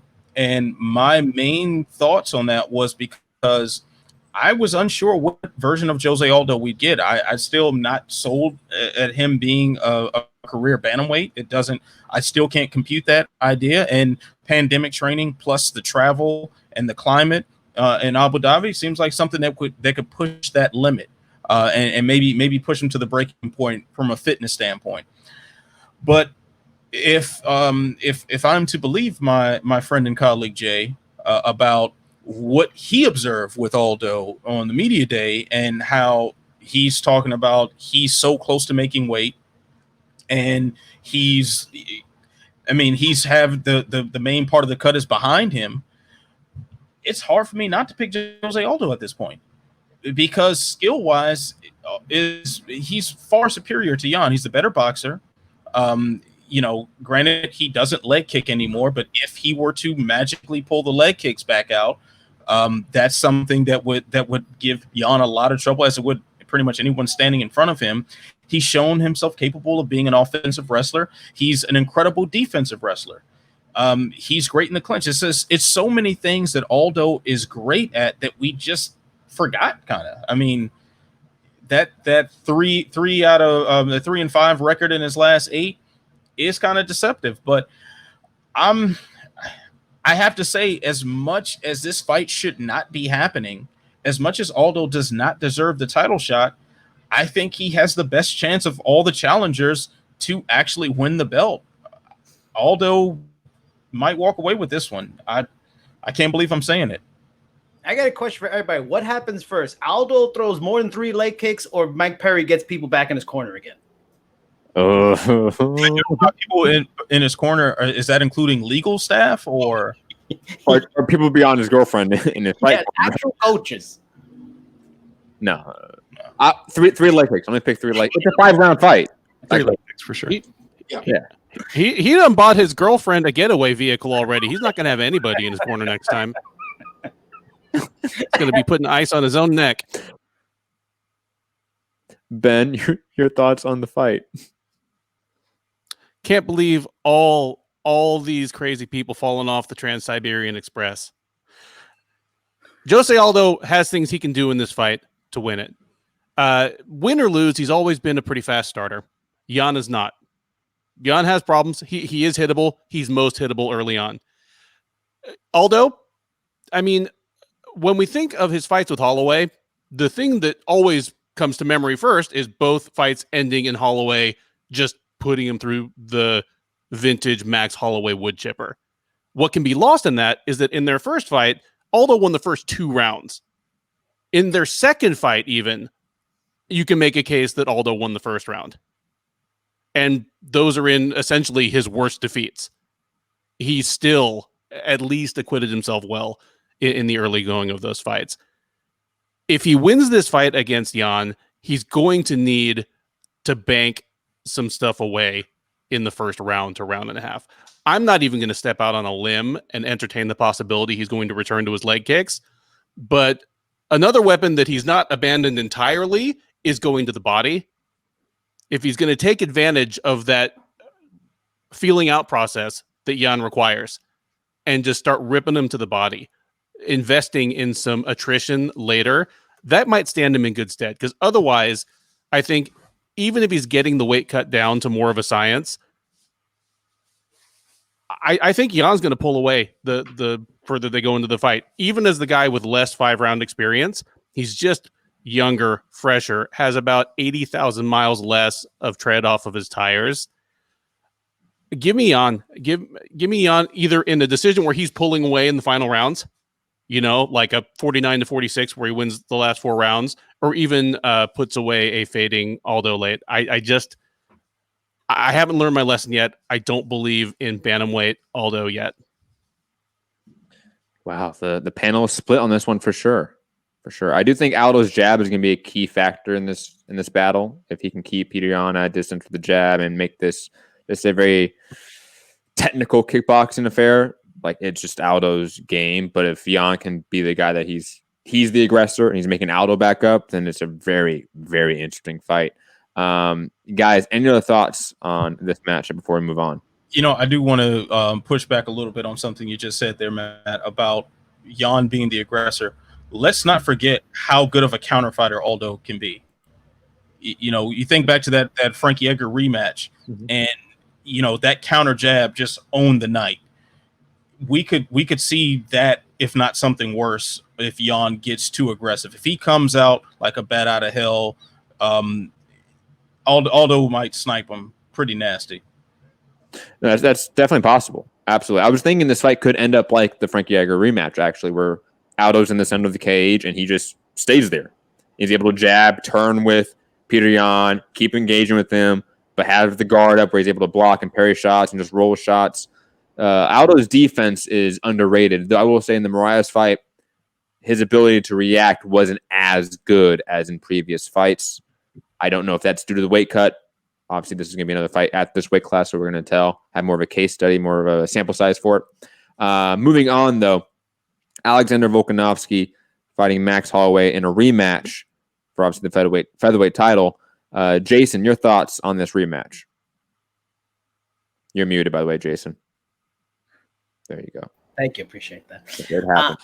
Yeah, I feel like Matt Wells, in that I'm torn. Like, I really don't know which way to go with this one because it was a really competitive fight. I mean, I think Volkanovski clearly got a read on Holloway, started to pull away as the fight went along. He was the clear better fighter, but you know, like when you have someone that's a champion and they've been a champion for a while, everybody's throwing legend, best in the division, you wonder about their motivation. What, you know, I talked to Luke Rockhold. He mentioned when he became champion, you reached the pinnacle. What's the motivation? I think that was the same thing happened to George St. Pierre. Like, what's the motivation? I think it happened with Anderson Silva. That's why I acted silly with Chris Weidman. So I'm not saying Max Holloway did any of those things, but I wonder if now maybe there's a little bit of motivation back. Like, he's going to other divisions to try to fight Poirier for an interim title and all these things. Now that thing that was his for so long, that was like the thing that signified him as the featherweight king is gone. Like, I wonder if, you know, there's a motivation of him doing this gamesmanship. If I'm training on Zoom videos and all this kind of craziness, like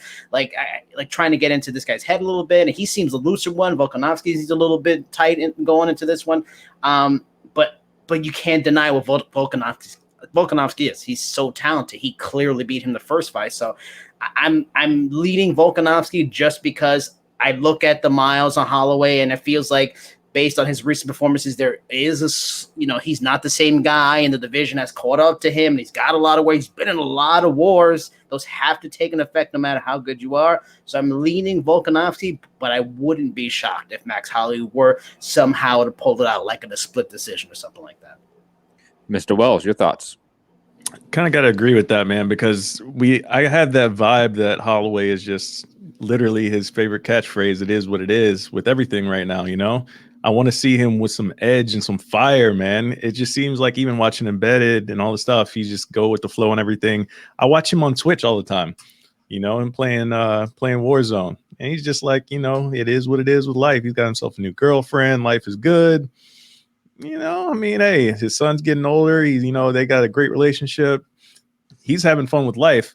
I don't know how much he needs this title back in his life. You know what I mean? But he definitely has the skill to get it done. Having said that, I think Volkanovski's in a different headspace. I think he's one of those guys that wants to, you know, like he said, he wants to be one of the best that the division has ever seen. I think his motivation is completely different right now, especially with who he has around him at City Kickboxing right now. Killers, man. Adesanya. Dan Hooker just went out there and put on one of the best fights ever, even though he came away with the loss. But I think what's going on with that gym, their motivations down there, they're on a different level right now than what Holloway is. Holloway's been there, done that. Not saying that Holloway will lose. I want to see him win personally. I just think Volkanovski is going to be the guy to go out there and get the job done. I mean, he's just a tank, man. He's so durable. He can take damage. He can dish out a lot of damage.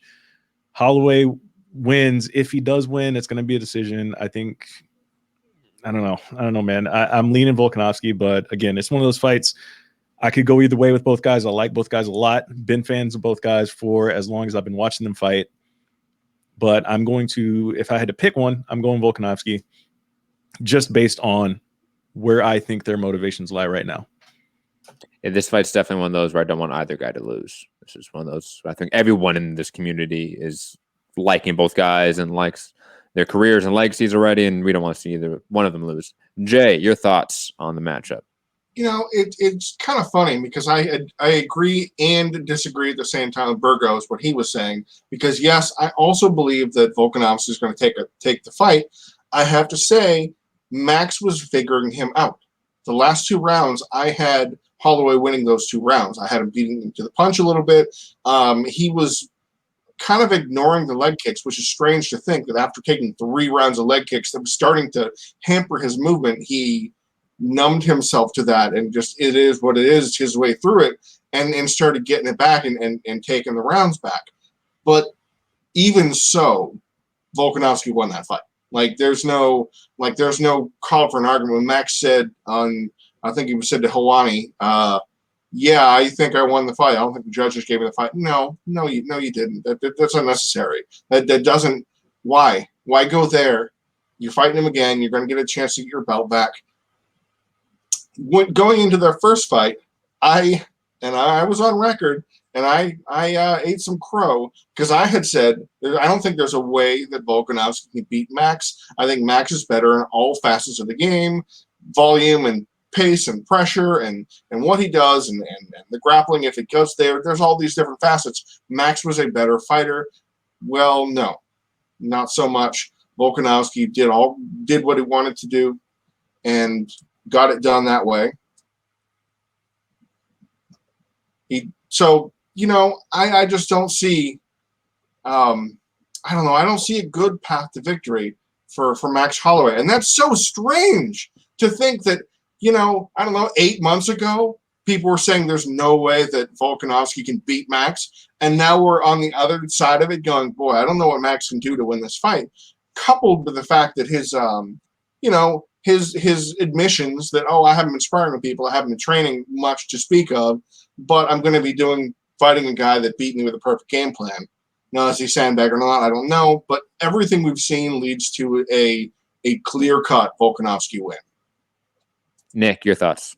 Yeah, no, I agree with everything Jay said. I think just everything we saw in that 25-minute fight back in December leads me to think Volkanovski can kind of just rinse and repeat, do the same thing, and probably even do it better. Can Holloway make adjustments? Sure, he can. He's a high-level fighter. He's one of the best. I mean, he's the second best featherweight of all time in the UFC. And so, with the right coaches, with the right game plan, maybe he can pull this one off. But I'm relatively confident that Volkanovski gets it done, first of all. And I also think there's a better chance he makes it more dominant than the first time than there is of Holloway turning the tables and getting back the belt. I think if anyone's making the best adjustments to change how this fight plays out, it's probably Volkanovski. But realistically, I think this will be kind of just 25 minutes of the same fight. Volkanovski shuts down Max's striking game, picks him apart with leg kicks. Holloway probably squeaks in a round or two like he did back in December. Nothing I saw in that fight makes me think Max can do something drastically different and change his game. I just think Volkanovski, in a way, has his number. Not that he's going to go out there and destroy him, but through 25 minutes, he does enough right things, and he's just a smart enough fighter that he's going to get it done. So give me Volkanovski here. Another decision. And I'm leaning toward Volkanovski for this one. I think if the world was under normal circumstances, I'd have a much tougher time making that decision.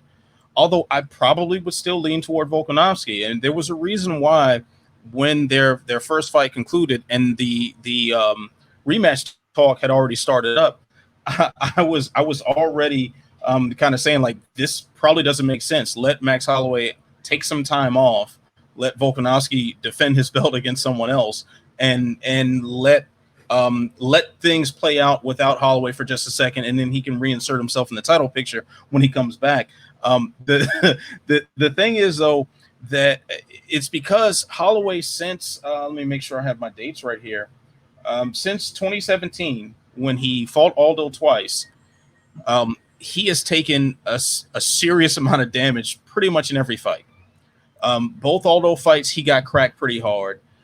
Then there was the 2018 where he missed 3 bookings due to a variety of issues that were quite troubling. We all remember him slurring his words and sounding concussed on TV.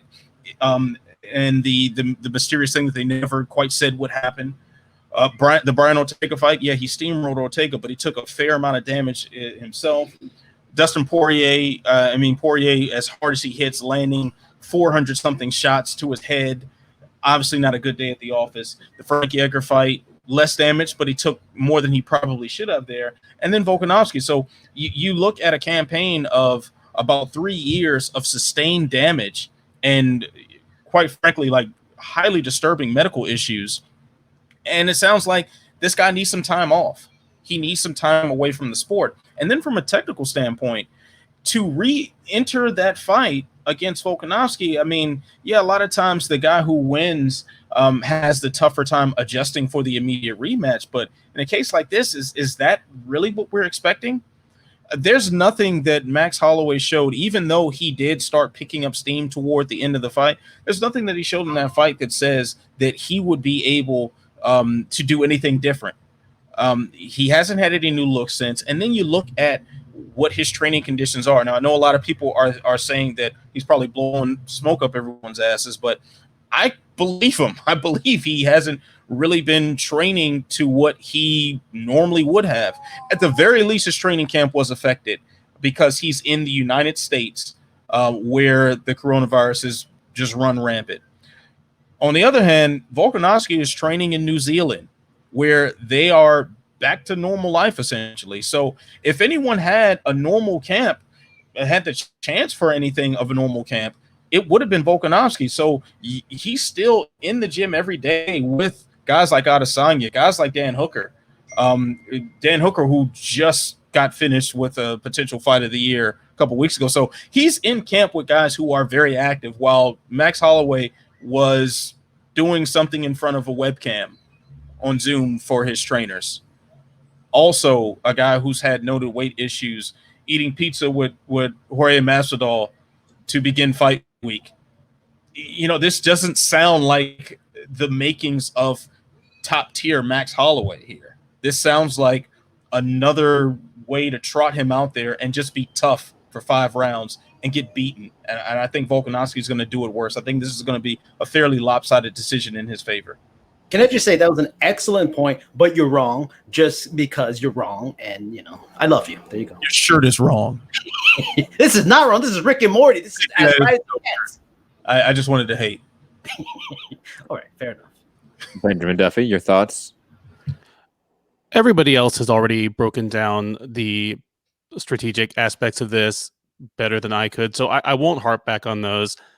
I will jump on my obligatory 30-second soapbox that I hate immediate title rematches unless the champ lost due to something freakish or a blatant officiating robbery. It's always better to give both fighters at least one fight away from each other. The UFC is constantly leaving money on the table, probably in a literal sense, but also just in a sense of narrative heft and competitive excellence by not giving fighters the chance to make real adjustments, get in some reps against other people, and build the drama back up. This will probably go down as yet another case of us being shortchanged by an immediate title rematch, and may also go down as the ultimate example of what trying to push fights through during COVID-19 will have taken away from us. Because if you look at the experiences of these two men since the last time they fought, which one of them is in a better position to make necessary adjustments and fight better than before and to show up physically in better shape? It's as polar a pair of opposites as we've had, basically. I think that might even actually include Masvidal stepping up on a week's notice from like his stake and snifter of tequila. So I do expect it to be the same result as before, only more lopsided, because of the fact that Volkanovski will be just honed to his sharpest edge. He is with the camp that probably is having its greatest moments in the sun during all of this, versus Holloway has got like his iPhone kind of balanced on the pillows on the couch so it catches his whole body, as he does like snap kicks for his coaches. So yeah, that's my call. Volkanovski, lopsided decision. Ben, I absolutely echo your rant about immediate title rematches because it's just they always make no sense. A boxing guy is going to feel me on that one. And even like Holloway's career is indicative of that. Look at Aldo. Like, would Aldo have been better served having a fight in between those two beatings? Absolutely. Yes. I just think it's without doubt. I will say this also to the tactical side to it. Volkanovski's feints are next level. I know that's a thing that's been talked about for city boxing for a while now, but it is absolutely true with Volkanovski. A guy that is not a traditional kickboxer like Adesanya who comes in with that style. No, Volkanovski learned that in that gym. And it is clear he is an expert when it comes to feinting, setting up traps, upsetting the rhythm of a fighter. And when you're fighting a rhythm fighter like Holloway, whose entire game is predicated off of getting a rhythm with the striking going, he is like kryptonite to those fighters. That's why he was able to, like, anytime Holloway was trying to engage, he was able to slip, counter, turn out the side door and set up a new angle. Like, he was always able to do that because his feints, his timing, his ability to set traps and counter strike is just next level. And even though Holloway is a great striker, he is not really good at that. And that's something that I don't think in this sort of non-existent training camp he's been able to fix at all. And it seems like the panel's consensus here is that Volkanovski is going to win. Shocking here. Very little dissent here on the panel. Can I just throw one more point and to go into Anthony's about who's training right, who's not training, who's getting the best training. I mean, without a doubt, the U.S. mainland's a clusterfuck because of the virus, but Hawaii has been different. Hawaii hasn't been hit as bad if he's training there. And also, Hawaii's doing a 2-week quarantine. So they're probably as safe as it gets, I would think, So if there are good fighters out on the island, that's why I don't buy the Zoom thing. I think he's been getting his full training in. And also, watching the embedded earlier, I usually don't watch the embedded, Volkanovski's coaches said that they had to get approval to do their camp from the Australian government. So I think they're in Australia. So, without that, you're 1,000% right. With New Zealand's better than everywhere they're playing, but Australia's a little different. So maybe, it's a closer in terms of who's getting the good training and who's not. When Max said that he hadn't seen his coaches face to face before seeing them at the airport, I want him to be screwing with us, but I am full on Mark mode. Like, I believe him. I believe what Max Holloway said when he said that happened. And if that's the case, that's not what's the word? Good. So I don't know. I just hope that we're about to talk about like Masvidal and the whole 20 pounds and having to cut that. Oh no, that's the real deal. He was complaining about it today in media day. I don't buy that with Masvidal. He's somebody to bullshit. Holloway is not somebody to bullshit. That's true, but his Instagram before getting the call up, he was bombing on some steaks, and that wasn't for show. I forget who it was in his campus said that it's like he's been training. It shouldn't be an issue. He's been training with him. That's what he said. Yeah. Thank you. But anyways, any other thoughts on Volkanovski Holloway before we move on to the main event, the finale? I mean, if you need any other indication that Volkanovski is going to win, Holloway didn't show up this week with a haircut. That's my thing. True. He's saving it for the weight cut. You didn't get the fresh fade. I mean, hey, if he shows up with it on the scale, all right, I'll be with it then. Maybe. Actually, that's a good call because he also said very clearly he was going to keep it. So if he shaves, he's been messing with us this whole time, and this is 40 chest for Max. So that's a good call there. It'll be the big reveal of the show. The show's over. The real Max is here. Like the Justin McCulley of the UFC. Oh my god. God damn. Anyways, moving on to the main event. Kamaru Usman defending his title for a second time against Jorge Masvidal.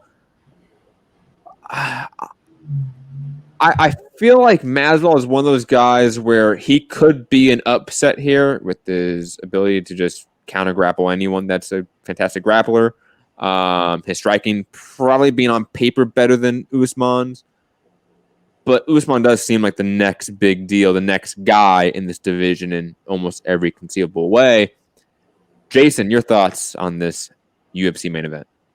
And the funny thing is, a lot of people, I've seen stuff like, oh, maybe this is a risk for Masvidal. At this point, at this level, I don't think guys take risks. And I think he's as prepared as, I think Jorge Masvidal knew his Kamaru Usman game plan last year. He knew exactly what he was going to do. And with 48 career fights, how much more technical training does he need? However, and another fascinating thing, he was saying in an interview that he lives with his boxing coach, so he's been training all hours a day. He's real sharp. And I get that, but he really probably should have been living with his wrestling coach. That's who he probably should have been living with during the pandemic, because looking at his history, he really has not fought a lot of grinding, tough, difficult wrestlers like this in a long time. I mean, we got, the Ben Askren fight did not happen. It really just barely exist. It's just a knee and that was it. And then and you go through his resume, everybody points to the Maia fight. Yeah, he really fought off Maia. But Maia is a guy that's just looking for any moment to just jump into a takedown. He's not looking to stand. He's going to probably shoot bad shots. Usman's a guy who doesn't mind standing. He's going to be willing to stay. You have to respect his standing. Yeah, Masvidal is leaps ahead of him, but he is someone you have to respect. So his level changes and his transitions into his takedowns are going to be far harder than Damian Maia's was. And then if you go through his record, I mean, Donald Cerrone, when he fought Jake Ellenberger wasn't wrestling anymore. Ross Pearson, Cesar Fajeda, you have to go all the way back to 2014 and Pat Healy for a performer like this, a wrestler grinder that's not going to stop, that's going to have the gas tank. And fucking Usman's way better of an athlete than Pat Healy and way stronger than Pat Healy. So just all those elements. And then, yes, he's probably in great shape. But talking to Cody's statement of the week, there's a difference between training and an in-camp shape. Yeah, he's training, but it's just a big difference, especially when it comes to wrestling. So I would not be surprised if Jorge Masvidal did not come out in the first round. I'm sure he believes that. That's part of his game plan. He probably thinks, if I can't finish him in the first three, I shouldn't win it anyway. I have the skill to do it. But then when it gets to round 4 and 5, even if Usman's got clipped, but he survives, his gas tank's going to be there. His skill's going to be there. And I could just see it wash, repeat, rinse, repeat, whatever you want to call it. And I just see this as a grinding 5-round fight, and Usman's going to win. And I'm excited for it, but I think there's a general idea where we all kind of sense where this probably should go. Mr. Wells, your thoughts? I think this is going to be a really, really fun fight to watch. If you want me to pick a winner, I'm going to go with Usman, and I'm going to go with that because he has something he can lean on when things get rough, and that is that wrestling. And he is one of the best wrestlers in the entire sport when it comes down to it at the end of the day. So he's going to come out. He's going to try his hand at the striking, see how it goes for him. If he has success, he'll stick with it. If Jorge starts sticking him, guess what? It's time to put you on your ass and hold you down there and start ground and pounding you and basically make it look like the Tyron Woodley fight. He has the ability to do that. Jorge is in a different space right now to where he has this momentum behind him to where he feels like he could probably go out there and hang wherever the fight goes. And I think he has the ability to be there for a little while on the mat with Usman, but over the course of 5 rounds, I think he'll get worn down. So I don't think he wants to stay on the mat all that long. Yo, Ant. Yeah, I saw Ant's comment just now in the chat, and yeah, it broke me. Broke my train of thought. But I will say that if anybody watched Usman's media day today, somebody asked him the question along the lines of, did he want to drag this out and make it a long fight and basically wear him down, considering the short camp for Masvidal and all that good stuff like that. And Usman gave an answer to where he's like, no, I don't want to drag the fight out. And I think that was the biggest lie I've heard all week long from any fighter. If we're talking about fighters pulling the wool over our eyes, I think that was the biggest one right there. I think Usman absolutely wants to go out there and drag this out as long as possible based on things that he's said in the past, based on his entire career. Go look at his past interviews, pre-fight, post-fight, where he says, I used to want to tech fall guys in wrestling. Like that's his style. He wants to wear you down, grind you out, make you regret stepping in the cage with him, not knocking you out cold, because that's just too easy. He wants to make you really know he's really better than you inside that cage. And I think that's what we're going to see. And I think he wants to do that against a guy like Masvidal, who has all of this hype, who has all of this momentum. He wants to steal all that and say, look, I completely shut all that shit down. And I think he can do it. And I think Masvidal also at the same time can win this fight. But I'm picking Masvidal to go out there, have a few couple of good rounds, good moments. But I think as the fight plays out, Usman's going to take over. He's going to grind. He's going to put him on his back. And that's going to be all she wrote, and still. Before I get to Jay, I will add, I am curious to see the striking between the two, because Usman's striking development in just the last couple of fights has been astronomical. And going back and watching the Colby Covington fight, his striking can absolutely be better than Masvidal in this fight. Like that would not be shocking to see this end up being another striking battle and Usman actually get the better of it again. I would not be shocked at that at all. Jay, your thoughts on this matchup? Yeah, that's a really interesting point, because we think about, we've talked about this time and time again, that the takedown and the threat of the takedown makes it so you can't quite get your footing right. You can't quite get in your rhythm. You can't, strike the way you want to.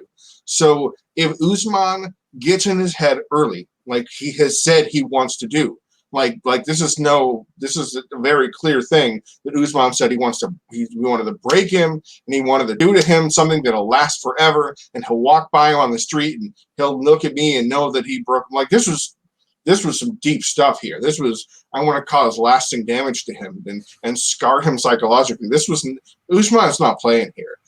And because of that, he is going to impose his will in whatever way he feels like doing.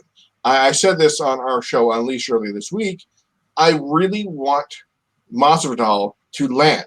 I want him to land successfully, and not just get his attention, but kind of hurt him a little bit. Because I still don't believe you've ever seen Usman actually kind of taking some damage from shots. And that's really important. And I'm not even reading what y'all are saying. And I'm just laughing at you guys are laughing. That I want to see Usman get hurt, because I want to see what he's like when he has to overcome adversity, because it's been such a long time. I mean, Jose Caceres tapped him out with a choke, 8 years ago? And he's been pretty much dominant ever since. I don't have the numbers in front of me, but I think he was trying to, before the Covington fight, I think he was trying to approach GSP's record of the most consecutive rounds won. So, yeah, Usman all day. I mean, Masvidal, if he can get this done, it's the first round. It's not a flying knee, magical uppercut thing. It's going to be by boxing him up, by hurting him, by making Usman back against the wall, and taking him out that way. But otherwise, Usman, 50-43. Whew. Okay. Nick, your thoughts? I'm not going Usman 50-43, but I do think Usman pulls this one off. In my gut, in my heart, I'm thinking, hey, Masvidal, he absolutely has a shot. He was just sort of the guy that, won some, lost some, always was going in there to bang, but, had that sort of thing about him where he would sort of just coast in the third round and give up kind of a shitty split decision. And now in last year, in 2019, we saw that totally go out the window. This is a new guy. But Kamaru Usman, as one of you guys said earlier, he's looking like the GSP of the welterweight division, of the 2020 welterweight division. This guy is going to be the champion for a long time. I don't see anybody that is better than him. And I said that about Tyron Woodley a year ago. So I'm sure Masvidal is going to win now, or Gilbert Burns or somebody. But I just stylistically, this is a really, really, really bad matchup for Jorge Masvidal. He can try to keep this standing, but will he? I doubt it. Usman is not he's not stupid. He stood with Colby Covington because he knew he could, because Colby is another wrestler, but he's going in there against a dangerous striker. He might play around a little bit, but as soon as he gets hit once, it's right down to the mat for Jorge Masvidal. So I think that's kind of how this fight goes. Jorge has his moments early. As the fight goes on, though, Usman continues to dominate, and I probably will say 49-46. But hey, we haven't seen Jorge Masvidal in the later rounds for a long time. Like, could Usman stop him in the 4th or 5th? I think it's possible. Could Masvidal land something huge in 5 seconds? Sure. Like, I thought Ben Askren was going to do the same thing that I'm saying Usman's going to do to him now. So you can't count out Masvidal, but at the same time, it's pretty clear cut on paper for Usman. And your thoughts? Yeah, I'm definitely saying that Usman wins this fight, and the only reason why I'm not going to give a potential scorecard is because I don't think it sees the decision. I don't think the judges are going to get involved in this at all. I would honestly be very surprised if this fight makes it to the 4th round. I think Usman is going to go in there and absolutely annihilate Jorge Masvidal, and this is probably I probably would pick Usman to win a decision, maybe like a fairly conclusive decision, if this were Jorge on a proper full camp. And so what, Dustin Poirier talking about that he's still been training. There's a big difference between you training, knowing the date and the time, and and knowing everything, every possible variable, and just training just in case, especially when you're going through rough contract negotiations and insisting that you're going to sit out. So I don't think that Jorge's training is necessarily going to be up to par to win a world title against someone like Kamaru Usman. It just doesn't make much sense to me considering the circumstances around everything. I think what's going to happen is Masvidal is going to be disappointed that Usman isn't going to offer his chin up in a ill-advised takedown in the opening second of the fight. And then from that point, I think he's going to be surprised by Usman's hands, like at least the power behind them. He showed, and granted, Colby Covington isn't known as a striker, but Colby Covington has shown some very impressive elements to his striking game in his last several outings, including the Usman fight. So I think Usman can stand there and at least give Masvidal enough of the hands to make him worry, or at least make him respect it just enough to get that clinch, just enough to get that takedown. And from there, it's a wrap. If Tyron Woodley could not get up and was finding himself getting thrown all around the cage against Kamaru Usman, a much bigger wrestler, I'm sorry, it's not going to be a good day for Masvidal. Even though he would be the fun pick, he would be the one if he won that would be the most exciting for future matchmaking and whatnot. But it's not going to go down like that. I love the drama. I love the story behind what's going on right now. But when that bell rings, it's going to be Usman. He's going to wash Masvidal. Okay, Ben, your thoughts?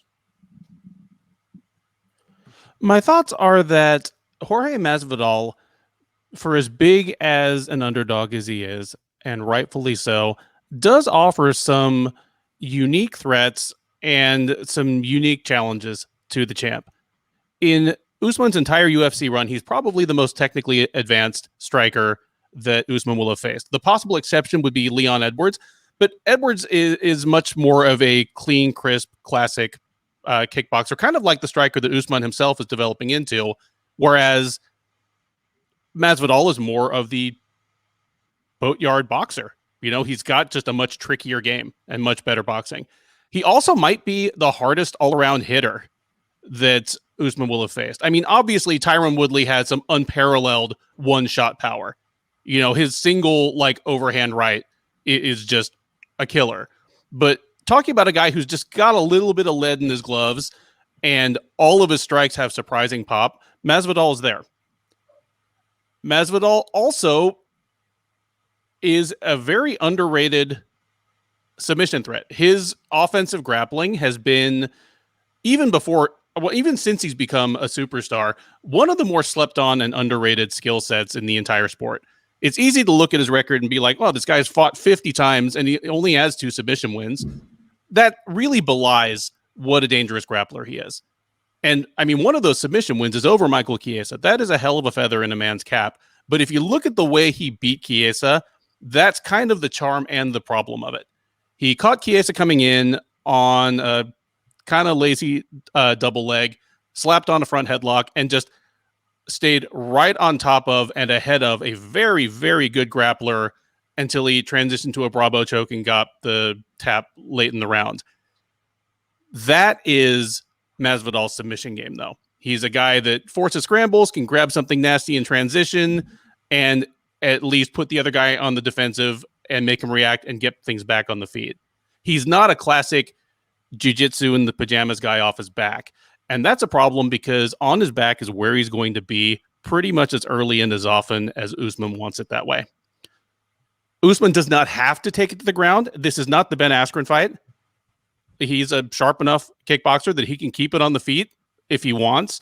But if he wants it to the ground, it's going to go to the ground. And he doesn't have to go kind of lurching out, bending at the waist, and changing levels from 6 feet away like Askren did. He's not going to eat some crazy flying knee. I mean, obviously, save this for your highlight reels if he does. But yeah, I'm with Ant on this one. I'm on the more extreme end here. I think if the best possible Jorge Masvidal showed up, we'd find it a washing. It'd be 50-45, 49-45, where we get a 10-8 round somewhere later on. But if Masvidal is not at his best, if he really is in steak and tequila shape and, cash a huge check and take my best shot shape, Usman will put him out of there in a quickness. And I raised this question to Ant and Jay on our show this week. Usman might even need to do that. This is such a win-win situation for Masvidal and such a slightly no-win situation for Usman that his brand may really suffer if he just goes out and does the expected and just kind of, I'm not even going to say lays on him because he hurts you when he lays on you. But if he does what he did to Woodley, what he did to RDA, I don't even think that helps Usman's brand. I think Usman is going to go out with a chip on his shoulder, something to prove, and he is going to grind the best MMA storyline of 2019 into paste, kind of like you would expect 2020 to do. Can I kind of piggyback on that a little bit? Of course. Because I think that Usman's is in a lose-lose situation regardless. Because all of the trolls, all of the cultish MMA fans, they're already pegging him as the most boring champion in the UFC, right? And when he wins in emphatic fashion, he, no matter what he says, they're going to pick apart his post-fight interview. They're going to say, 30%, blah, blah, blah, all that bullshit. They're going to say what they're going to say. The trolls are going to troll regardless because the cult guy, the cultish type following people won't get on his bandwagon regardless. They're going to be mad that Masvidal lost. They're going to say, oh, he was on a short camp. You did what you were supposed to do. Whether it's a five round grind session or it's a second round knock TKO. You're like, oh, he didn't have a full camp. Like Masvidal's free rolling right now. You know what I'm saying? He can show up and lose. He can show up and win. Like he's not losing fans regardless. Usman, I don't think Usman can win fans. I don't see a situation in which he can win fans over this weekend. Can you guys put me in this? I'd rather see a whole podcast of Matt doing troll voice than like a whole podcast of the schmo being the schmo. But you wouldn't feel that way if it actually happened, really? Which is the issue with the schmo. I wanna see it happen first to be sure, but I'm sure of it. I want to push back on that slightly, that Usman can't have fans, that he can't be I know we're not saying this, but he can't be a star, right? I think it's like what we're kind of working around, right? I do think, obviously, due to the UFC catering to more of a white audience, it's always harder for a black champion to get ahead. Like that's just a fact. GSP can lay and pray for a decade, and he's a bona fide superstar. Can Usman do that? I don't think he can to a degree. However, I do think that Usman, in terms of being on the mic or having situations to where he can capitalize on, has always sort of capitalized on those moments. Interactions with Colby Covington or Jorge Masvidal specifically, I forget what event they were at. He's always said the right things, generated the right amount of beef, and maybe he won't be the beloved figure like a GSP was, right? But he might be a hated figure because of who the MMA fans cater, or who the UFC caters to in terms of MMA fandom. And he could become a draw, a commodity, a star in his own way off of that, because he is also more exciting than, let's say, a Tyron Woodley, for example. I think he's more definitive, more violent in his action, and that helps his case to a degree.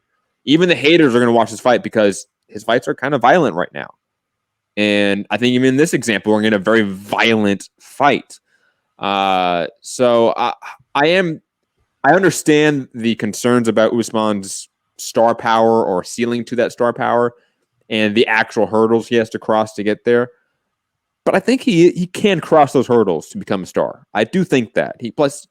I do think he's going to have a little reign right here. I do think he's going to go on for 3, 4, 5 years and be a dominant champion in one of the star-studded weight classes for the UFC.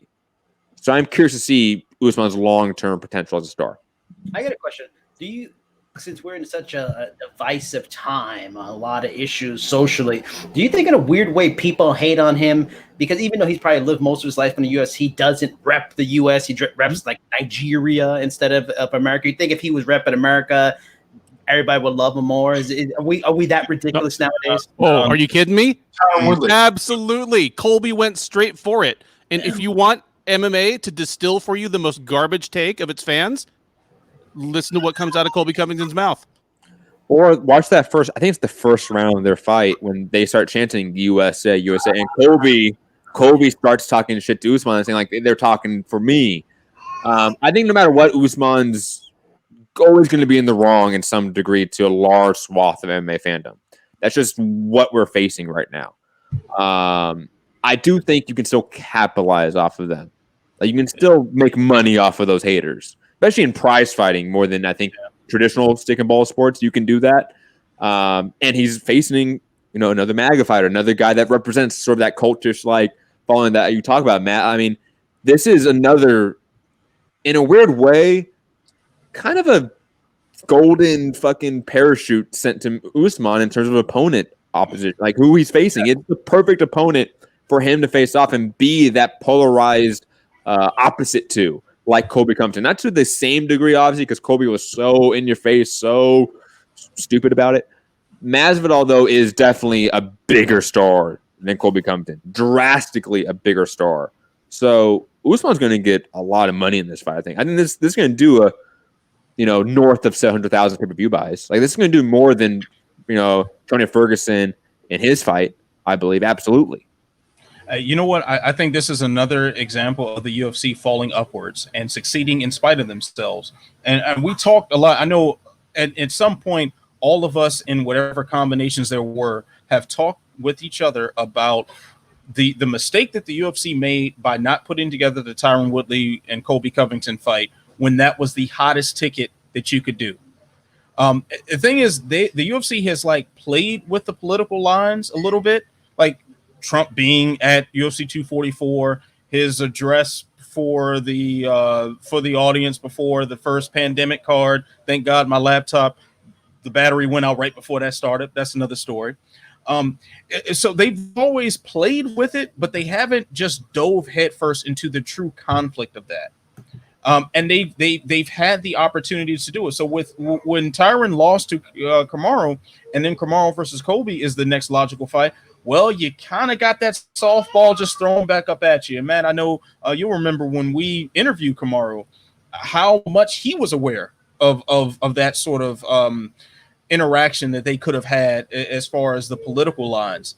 And once again, we have, granted, this fight is being promoted in the span of a week or so, but we have another fighter who represents politically what is apparently the direct opposite of Usman, and this sort of conflict can be there again. And if you lean into that from a promotional standpoint, as ugly as it might be from a moral standpoint, I think we can all agree that the UFC doesn't have morals in a lot of ways. So why not lean into, make the money? You're exploiting everything else.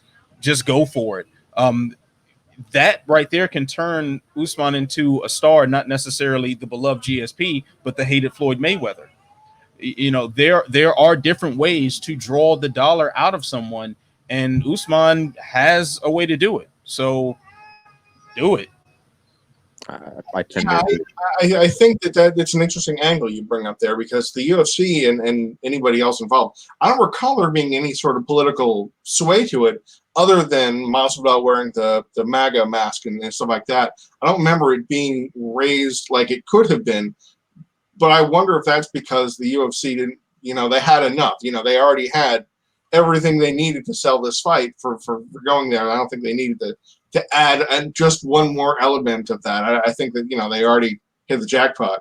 So, I think we talked about this on Unleashed too, that the buys of this card went through the roof. Popularity for this card is at an astronomical level compared to what it was, simply because of the change in opponent from a tough Brazilian on the rise to, hey, I remember that guy. I saw him doing that thing. He says that funny thing that he says. People don't quite know why they know him, but they see the look and they see the catchphrase and stuff, and he has that appeal, right, Hunter? I'll be honest. I think he's actually gone past that to a degree. Like I think it's turned into him too much personally.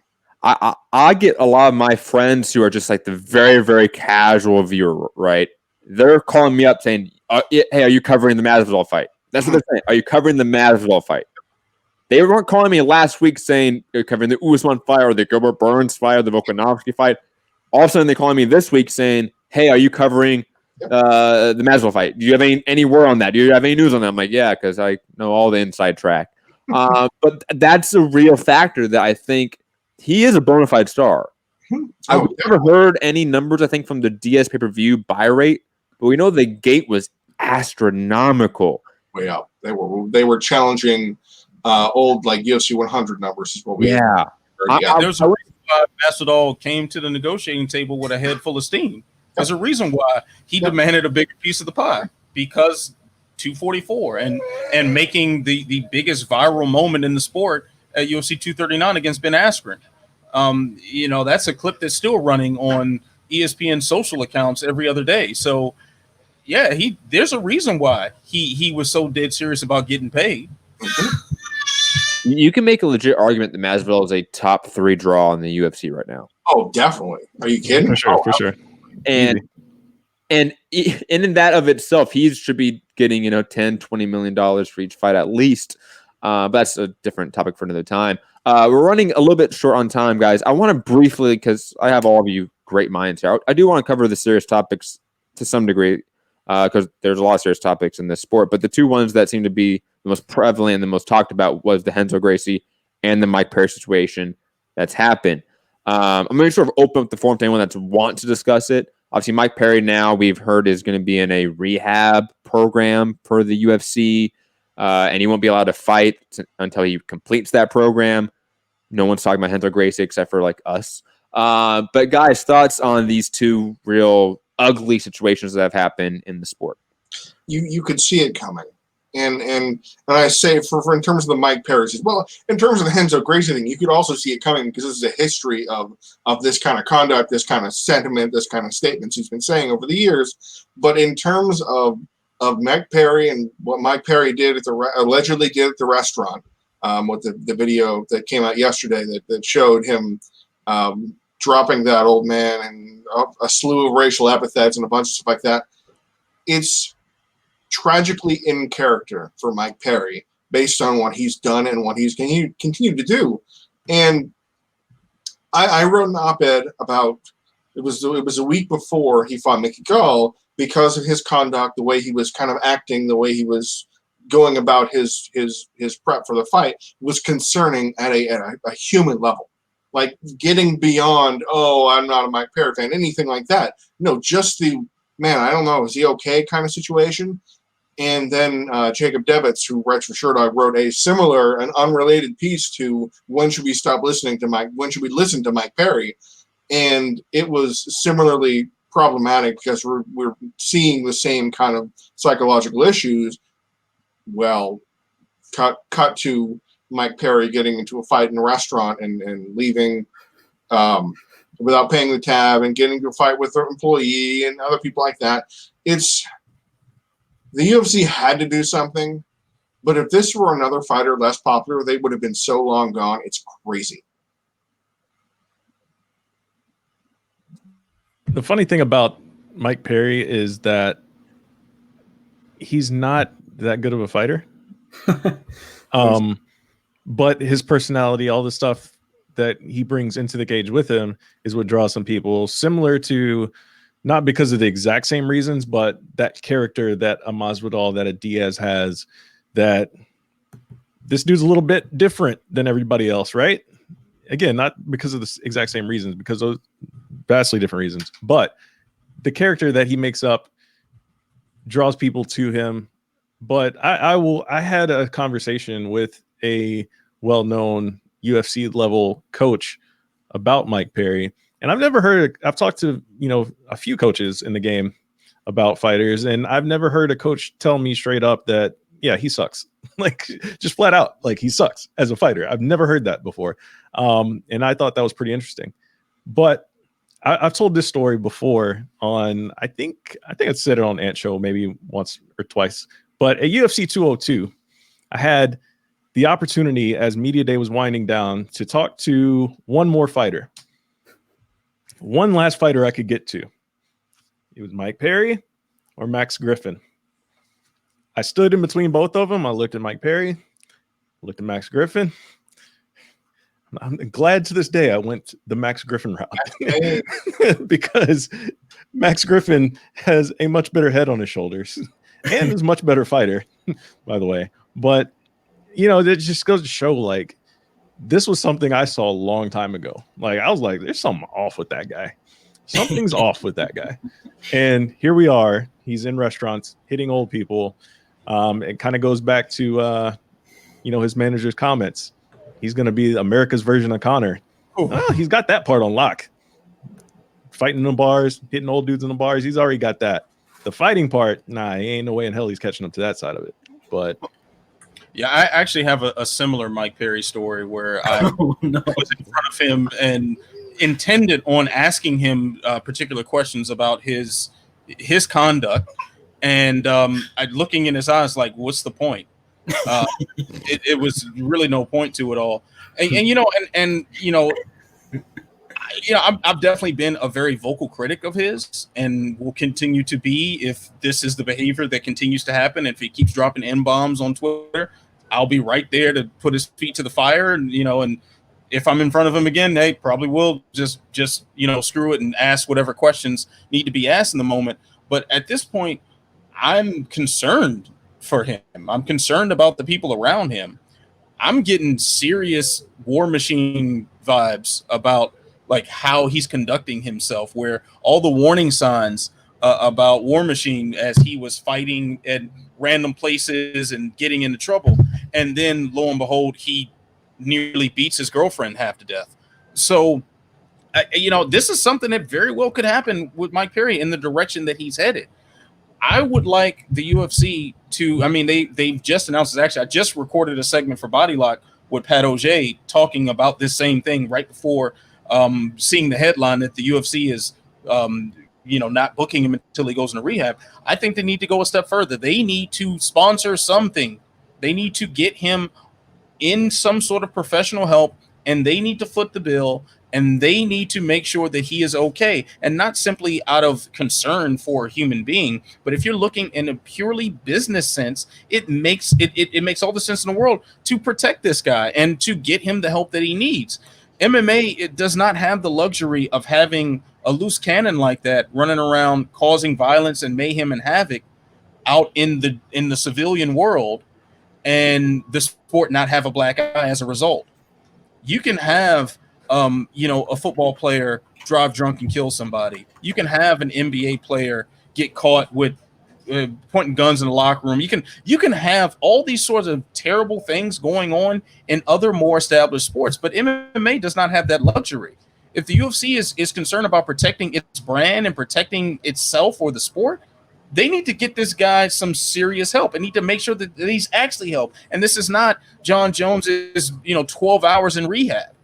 this has to be a genuine attempt to help this guy out. When War Machine went off the rails, their saving grace was that, oh, he's not under contract with us. He was a UFC fighter, and they, and everybody down the line passed the buck. If Mike Perry remains on the UFC roster and more incidents like this take place, and they're still booking him for fights, we got a serious problem from a PR standpoint. We got a serious problem. Keep in mind, BJ Penn, who has been brought up in all sorts of heinous allegations and has a plethora of bad conduct that's followed him ever since he fell from grace, he was still getting booked. And the only reason why he's not anymore is because he got knocked out by some clown at a bar. If BJ Penn knocked that guy out, BJ Penn would still be in the UFC. If you take that same mentality, it's like, okay, well, I guess Mike Perry gets cut when the old guy hits him back. Is that the standard we're going off of? Something needs to be done, and this is we're not even talking about on the human level, which we should be, but we're talking about purely business, purely protecting the sanctity of the sport, whatever sanctity is still left there.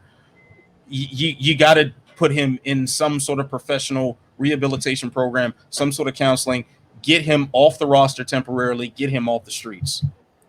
I obviously completely agree with what you say from a principle standpoint, and I just will say that I think MMA, combat sports as a whole, is the red light district. So, like, I totally understand your point of, like, mainstream sports have the benefit of being a mainstream sport, so when bad shit happens in terms of, like, athlete behavior, they can move on because it's a mainstream sport.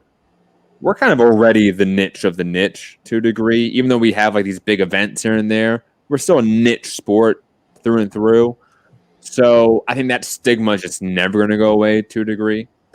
I will also say that I don't think the UFC is prepared to actually deal with this situation at all. You bring up the John Jones situation where he went to rehab for 12 hours, and it's a prime example of how the UFC has always failed in these situations. BJ Penn's another great example. I don't think the UFC is going to handle this correctly.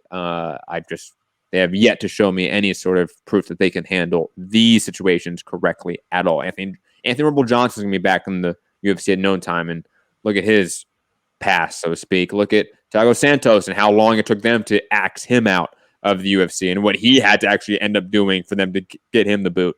I think the UFC, from a monetary perspective, from a financial perspective, and from a moral perspective, doesn't care to a degree. They only care because this went viral. And I forget who said, I don't know if it was Matt or Jay, but we're in this situation now talking about it because it's Mike Perry and because he always goes viral. If this was anyone else that's a little bit more under the radar, the UFC would shove this under the rug and we'd be moving on. Well, just think of an example. This is not a good example that makes you feel good inside.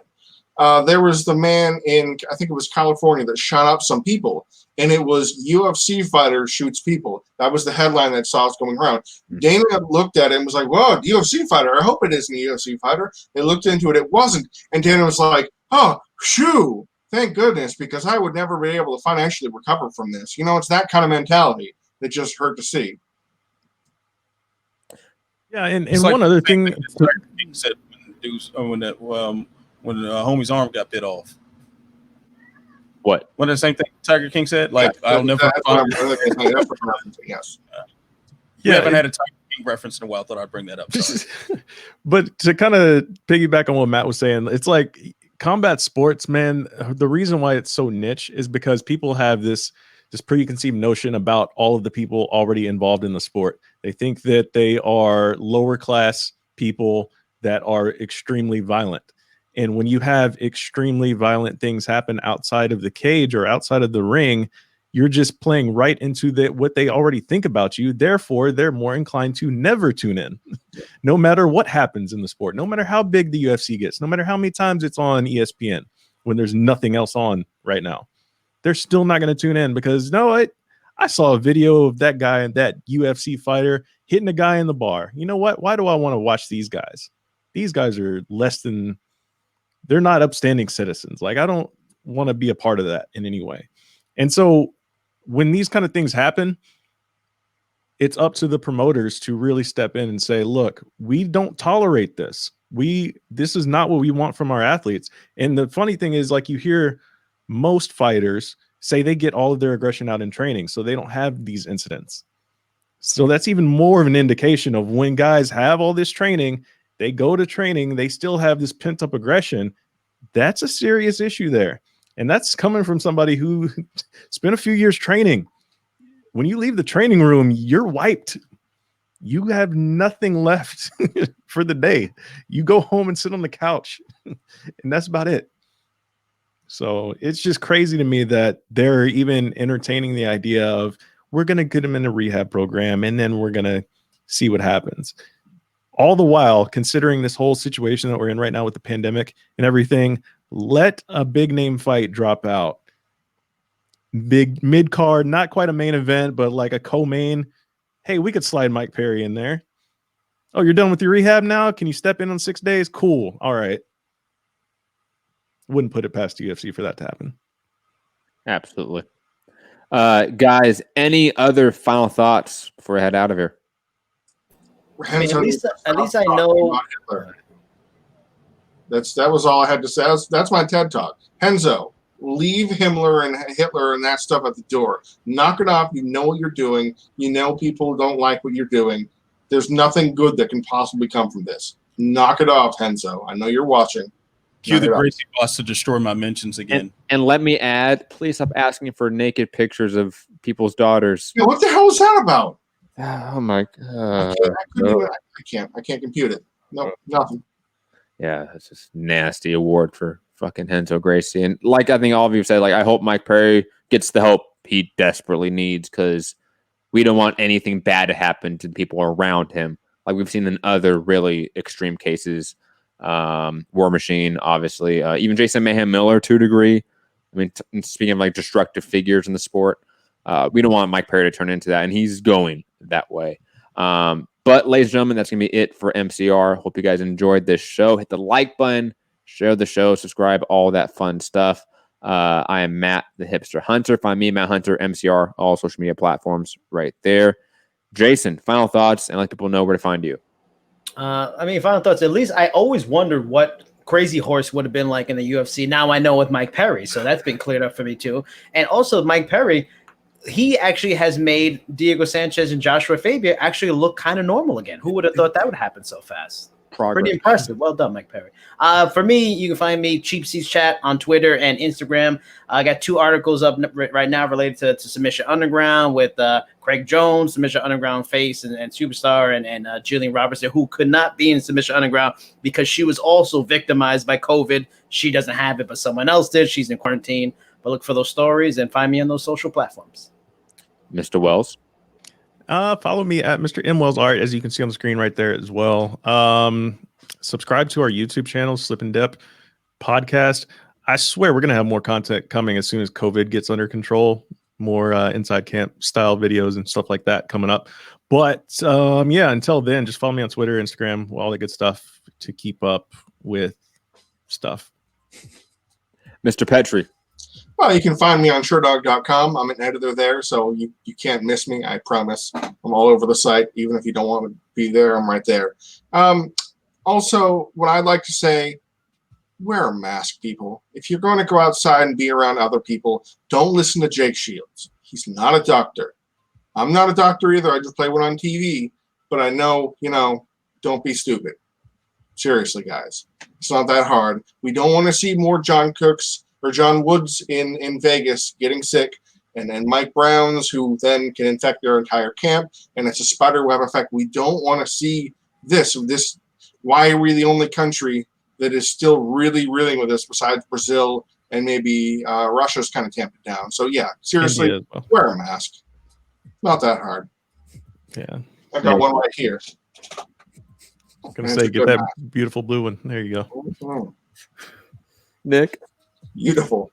Well, thanks for having me on, Matt. Appreciate it. I appreciate Good to talk to you guys. You can follow me on Twitter at Nick Baldwin MMA. You can check out all my stuff over at The Score. Download the app, check out the website. Bunch of stuff for 251 already published, coming out tomorrow, coming up Saturday. So check it out, and thanks again for having me. Ant and Adonis. All right, so Adonis doesn't have social media just yet, so we'll get him on Get him a soon TikTok enough. soon. Couple years. Yeah, couple years before he gets on that wave. But you can find me on Twitter at Ant Walker MMA. Of course, I tweet whatever I feel like because I'm just that sort of guy. And that's also my Instagram handle. It's probably just going to be pictures of him for the foreseeable future. And yeah, you can check out my work on MMAonPoint, my MMA news, and the Body Lock. So be on the lookout for that. And of course, subscribe to the Walkout Network for more content from myself, Ben, and Jay. Mr. Duffy. I'm just very happy that the UFC has landed back in a venue where them paying, 15% of their revenue and salaries looks incredibly generous by comparison because, the facility was built by people getting 0% of revenue. But aside from that, just excited for some fights. Don't bother looking for me on Twitter. Have a great day, guys. Peace.